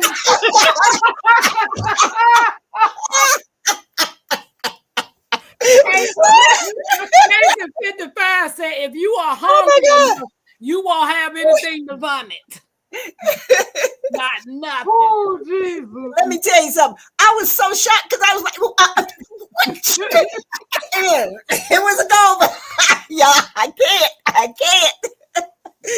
Look, that goes to show you I was in the city too long. That's why Cassandra, with becoming a farm girl, she took up a hunting class because she wanted to learn how to hunt deer. So when she finally got her first doe, she was in her tent and her trainer I think the trainer walked somewhere, but she finally saw her first doe. And when she shot the doe and they finally walked over there to the doe, you see it, and she done shot the doe in the neck and all the lungs and stuff. They pulling all the lungs out. I was like, they had it on camera. I was like, oh my, I would have passed out just to see all of that spill out your animal. Yeah, but if we hungry, baby, we're going to be right up there. Like I said, my face might be tore up and I might be. But baby, if that's how I gotta eat, that's what I have to eat. I better be Jesus fast 40-day hungry. Cousin said, Eloy, nope, I will eat it, but dang. Yep. What's SHTF? You got reality coming. Yeah. I processed animals my whole life. Cousin said it would be hard to do something I raised. It wouldn't be hard. It wouldn't be hard to do nothing I raised, because I asked Mackenzie. I asked her one day. I said, Mackenzie, what you gonna name the chickens? Dinner. No, they're not gonna be named. They're gonna be named chicken. They'll be chicken, but well, look, she got the right idea. You can't get mad. And Miss Alice fell out laughing because she was on the phone with me. She said, and Miss Alice said, "That's right, baby. Breakfast, lunch, and dinner." That's why I heard people saying don't name them if that's what you plan on doing with them. But some people just want the egg, so they do name theirs, you know. No. If I name you Betty, you're gonna be on my plate. I'm sorry. Sarah Lee, you're gonna be on my plate. I'm sorry, little bit. Yeah, I can see that being hard if you named them, because they at that point they're a pet. If our Humphrey say it's the smell that gets her. That would make me up Chuck for sure. I named the chicken Super 1. I mean Supper 1, Supper 2, etc. Thank you, my Renaissance. I hate us all will cause us to drop all those city. Wait a minute. Thank you, my practices. It will. It will. Oh, okay. I must have read that. Let me tell you something. Betty Stroganoff. Exactly. That's what I'm going to name you. Betty Stroganoff. Let me tell you something. I was born and raised in the city. And the first thing I learned when I moved to the South is that we sad as city people because we couldn't survive nothing. You know what I'm saying? We don't know how to do anything. Everything is dependent on the conveniences. I learned more when I came to the South about being self-sufficient and surviving than I did. Now, don't get me wrong. My mom had a little garden behind the garage, and I mean, just a little space, but I'm talking about all this other stuff. I realize how spoiled be living in the city, what it does to you if you're not paying attention. I'm not saying everybody, all city folk. I'm talking about if you're not paying attention, if you're just more tuned into your conveniences and what you can and cannot, you are missing so much. Yeah, and when I came to the South, the people used to tease me, you going to the country? Them folk don't know nothing. I told them, I say, come on down here and pretend like you know more than they do. They will make a fool out of you so fast it'll scare you. You'll be back in the city because of what they were exposed to, how they were raised. I love that. I've been asked, do you want to move back to Ohio? And I'm like, what for? No, I love it where I am. I hate the city. Every day I wake up and I realize I'm still in the city. I'm like, Lord, please. I'm ready to go back to the country. And you know what? I try not to be like that because I've been trying to move for the past 3 years. And when I wake up, it's like, I'm still here, but I don't want to have that attitude because I don't want the Lord to get confused because he can always put me out on that street. Yeah, so I don't want him to think that I'm being ungrateful or anything because I'm still here. It's just that I'm trying to get to better places so I can get some real food in the soil. Okay? Exactly. So I'm not trying to be ungrateful, saying that I'm still here. It's just that I'm trying to get to bigger things. I'm just not far enough in the country. Like I said, we got a prison like 3 minutes. Literally. It literally takes my husband 3 minutes to go to work. Every time they have a prison break, I'll be on my nerves would be just. Yeah. So, I want to be deep in the country. I want to be in the country too, the deep part. The smell of animals is not from the smell of compost. Well, that would be hard. I have a very sensitive gut. That would be hard for me. My grandpa said he hunted and put the liver and heart on a stick over the fire. I'm not eating no liver and no heart. I ain't eating it. Wait a minute. I like liver, but it better be in some gravy and onions. I ain't eating no liver and I ain't no heart. Do you have any concept how many people lost their jobs? They now have to redefine their lives. Absolutely. We talked about that. Absolutely. Exactly. And that's the purpose, how we have been pushing people to prepare. It's not always because of some natural disaster or because of some EMP, any of that. It's everyday things that can affect your life. And if your house is stocked, then all your focus have to be on is trying to get another job, but not trying to get another job. Every time you go somewhere, nobody wants you. But then now you're worried about because now we can't eat. Now we don't have any water. Now we don't have this. Now we don't have Band-Aids. Kids not cut themselves. You can get rid of all those extra worries by being prepared. There are no guarantees. Nothing is guaranteed except being born and dying. Yeah, because when I got sick with pneumonia and the pandemic, because I had both of them back to back at the same time, if it wasn't for my stockpile, I don't know what I would do. I didn't know what I would do. And I was sick 30 days. So it was by the grace of God that I had savings from my job because I worked for FedEx. But fathers, me getting out, going to get food, I was just that sick that all Mackenzie had to do was take the basket and go downstairs to the pantry and bring up whatever she wanted and whatever cans of soup for me. So it's like my Renaissance grandmama said, it could be a job loss, it could be sickness, it could be any kind of disaster. Anything. Yeah. Hey, Miss Shirley, what you doing up? Because if you think about it, how you doing? If you think about it, anything where you cannot make a living at and is a disaster. It's a disaster. Drops, you blessed since you didn't have no job for 28 years. That's right. Majority of us gotta have a job. Yeah. Well, in the family, and it's so hard these days. Both the parents have to work. A lot of that housewife stuff don't go on out unless you rich. Yeah. There is no such thing as housewife. Everybody got to work. And as soon as the kids get a certain age, they got to work. You know, we all got to be in on this. Look, it was 6 of us, and my mother didn't care. As soon as each of us turned 16, well, back then as soon as we turned 16, we got our social security card, our driver's license, and a job. She made sure. That's what we got. LGG said Tampa. I love how you say what you're not going to do. I know you never have to have your back against the wall. LGG, when I say what I'm never going to do, I'm not serious.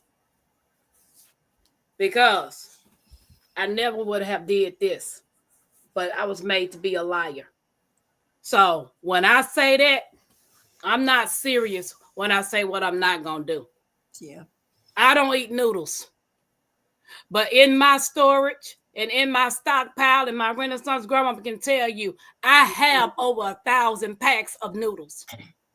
And trust and believe. I look, I beans, rice, better have all that stuff. And I have things that I traditionally will not eat. Sardines, tuna. I have it all. I have about 30 cans of sardines that I bought for the garden. But trust and believe, so I bought some with oil just in case I have to eat it. And then I got the ones with water because most of them are with water because my intention was for my garden. So I got about 30 cans. So baby, if I have to eat sardines, you think I'm going to be eating it and loving it at the same with a time? smile. Okay? Look, just hope I have some crackers nearby. For real. But if I don't, baby, I would be eating them sardines. And Lord knows I don't want no sardines. But hey, I'm never going to sit up here and say, unless, I can't say I'm not going to eat something because if I already know something right now makes me throw up liver, I cannot do liver. I don't care how bad it gets. If you're going to give me liver and I'm going to throw it back up, then what's the point of me eating the liver? Yeah. So I can say there are some things that I will not eat, but as far as me being plant-based and not eating meat, baby, it is 2 pounds out here full of ducks. Yeah. Need I say more? Child, that's what I'm talking about. And another good thing to have is jerky. Hey, Sugar. Hey, David. Renaissance is another good thing to have around is jerky. Oh, yeah. The jerky and stuff, but yeah, it's easy to say what you're not going to eat. Look, if I have to close my eyes and hold my nose. Yeah. You eat what you can. You eat what you can. And like I said, I would tear them doggone sardines up and be grateful and thanking God at the same time. Whew. Yes, but Lord. It definitely have to be emergency situation. Yes, Lord. And we don't have to, all those gardeners, I know one thing we're going to always have is seeds. We're going to always have seeds. That's for real. We are always. You know what? Deborah say what I said that on somebody's live a couple years ago. And Crafty Leo said, somebody, I'm going to be eating them sardines. I like sardines. I don't have a problem with sardines and tuna. I will eat it if I'm hungry. You never had a sardine? I haven't had one in about I can't eat no little fish with an eye. They don't have the heads. They don't have the heads. It's just the bodies. I don't want the body. I don't want the body. I bought them, and they told me to buy the ones was in the mustard. Oh, there you go, Sylvia. The crackers, the mustard, and the onions. Oh, girl, right there. Yeah, come on now. Come on right next to me, and we'll have a sardine. Say that's a meal. That's how I used to eat in education time. Your live conversation reaches thousands of people looking for guidance. So your words save lives. I know you have been forced with trials and tribulation, but know you are helping people. Yep. Yep. Yeah, I mean, I do joke around and say what I would never do. I do that. But the trauma that I experienced in 2020, I know not to say what I never do again. It's fact. I have to look at it every day. Every day I have to look at what I did to myself. So if I have to joke just to keep myself smiling, that's what I'm gonna do. And I want people to know you're not alone. You really are not. We are all going through something. And no matter what you're going through, if you feel you cannot get out by yourself, seek help.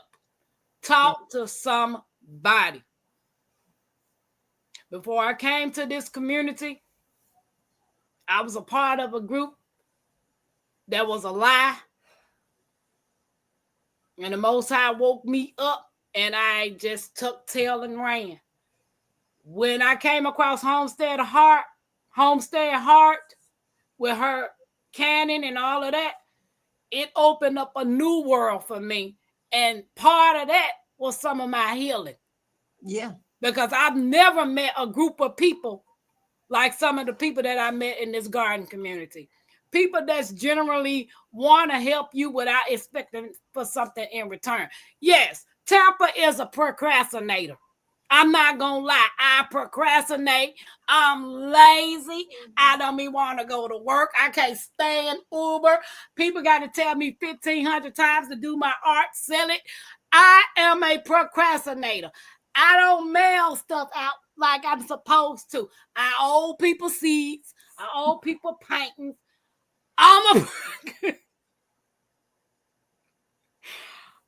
Pam, and I'm lazy. So, hey, charge it to the head, not the heart now. I'm going to get everybody's stuff out.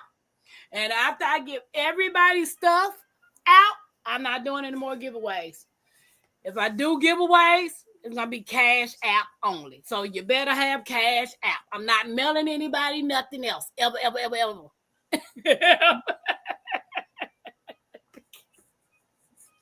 Maria, Huh?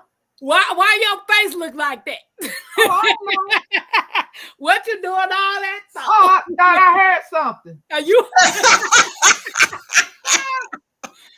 you heard something? She said, "Why you reading me, Tapper?" So Hey, Felicia. I gotta get Jags and stuff, Case and 55. Everybody that I gotta get something for, I am literally working on it.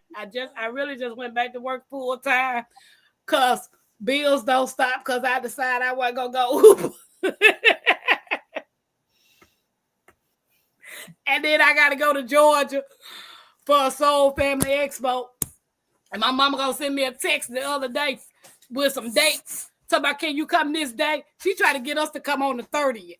I'm like, man. What part of Georgia is that in? Savannah. Where my mama at? The Soul Family Expo. Savannah. You know, my mother was born in Savannah. Okay. That might give me a chance to look up some historical records, some documents for her. Because I had know nothing. Wait a minute. I missed some people.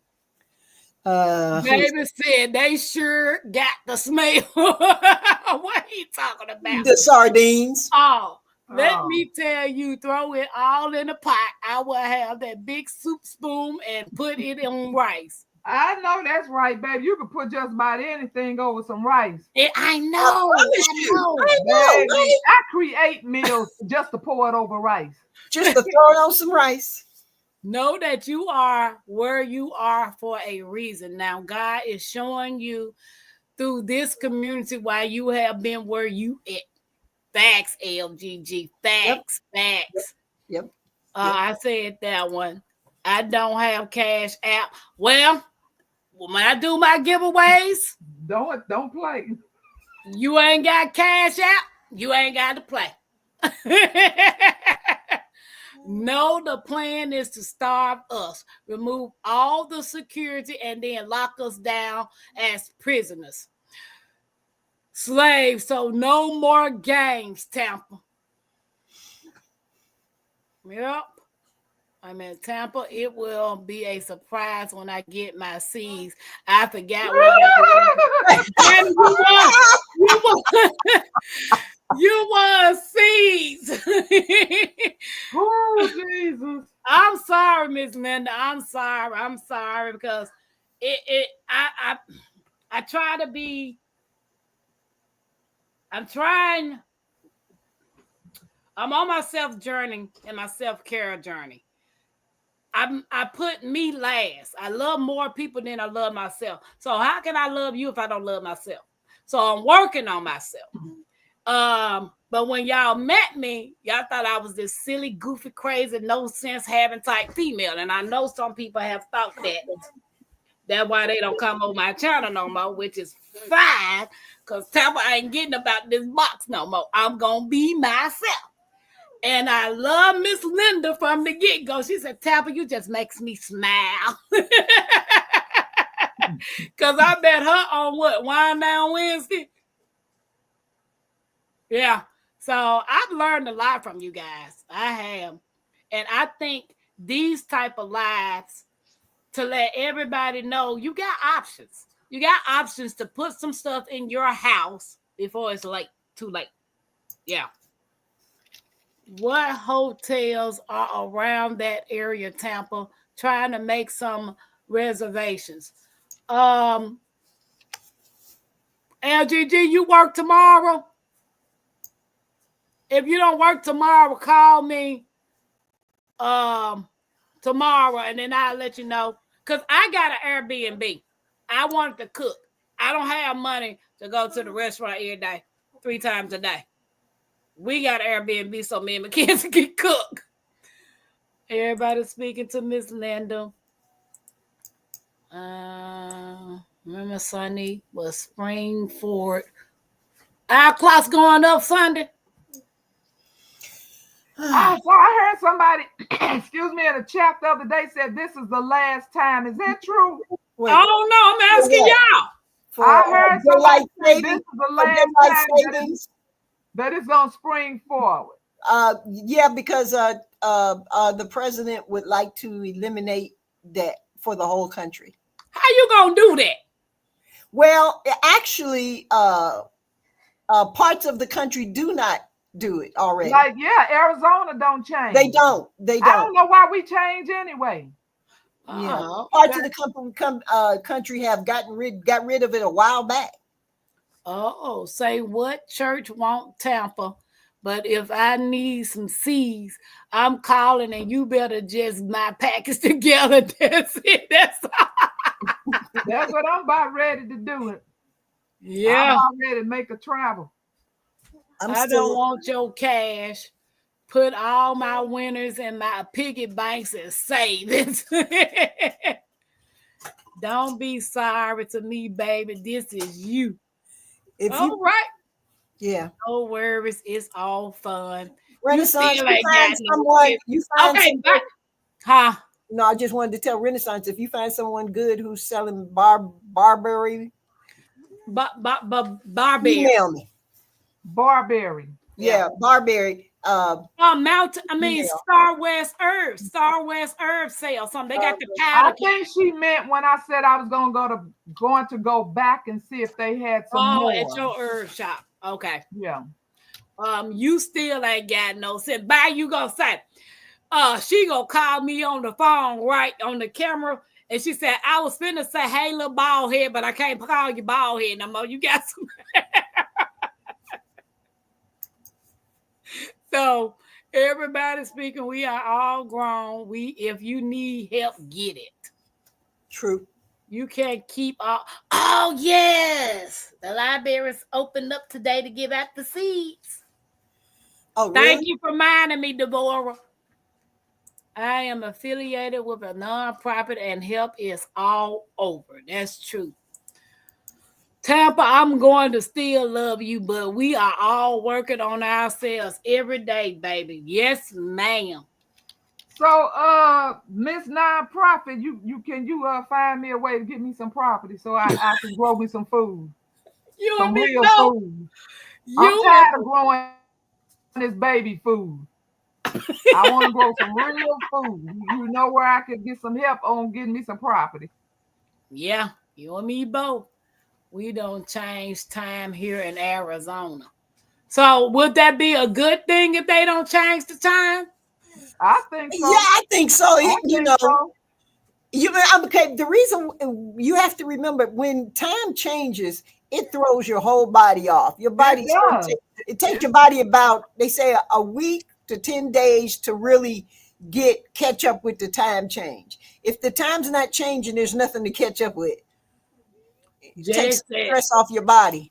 the time change was due to farming, but farming ain't farming anymore. And And what 5K check And drops I talking think why about? I'm so passionate about them sticking to that one is because it just breaks my heart when I see those poor kids out on that bus stop at dark in the morning. But with the other time change, they're out there in the daytime. And when they get home with all the after school things, they're home in the day. So that's why I like the one we're going back to. And I have no Yeah. and Yeah. I have no problems going back to that one because I mean, I'm telling you, honey, it breaks my heart watching them poor kids out there. And first thing I'm like, where are the parents? Where is the big siblings? Where is somebody?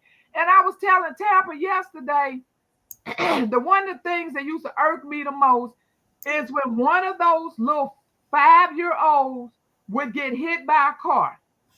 7,500 family members would be out in the atriums clowning, ready to jack us up if we don't save that kid. They pissed off at everybody. And my thing is, you mean this 5-year-old has 7,500 family members, yet she was on the bus stop by herself.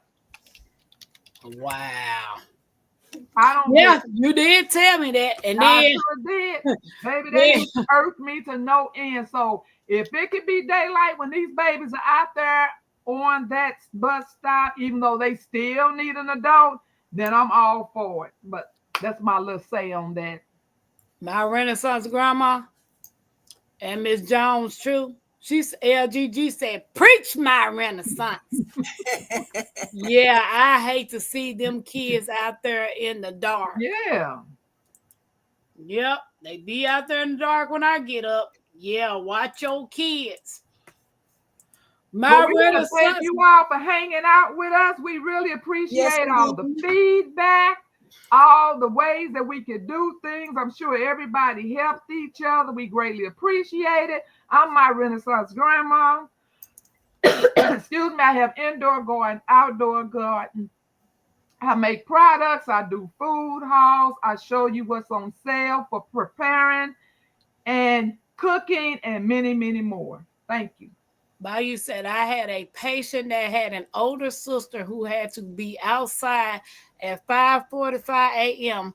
I would go to work early and sit with her at the bus stop. Wow.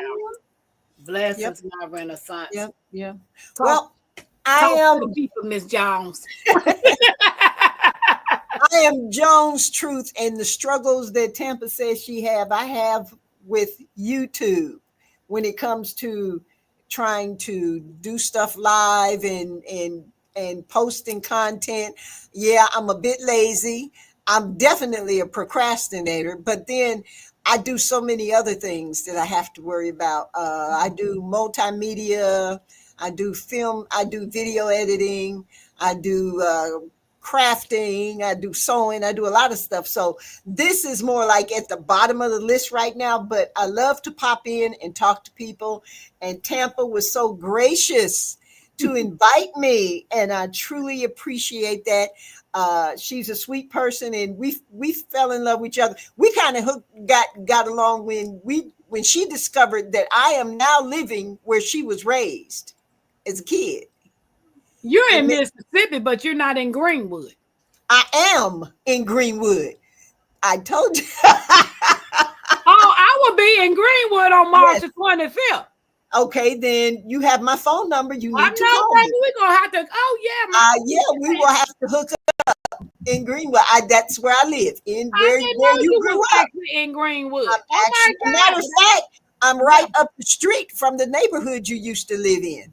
Rising Sun. Yes, ma'am. Oh yeah. Well, I beat up for my grandmama's 93 birthday. She Okay. just got out the hospital yesterday.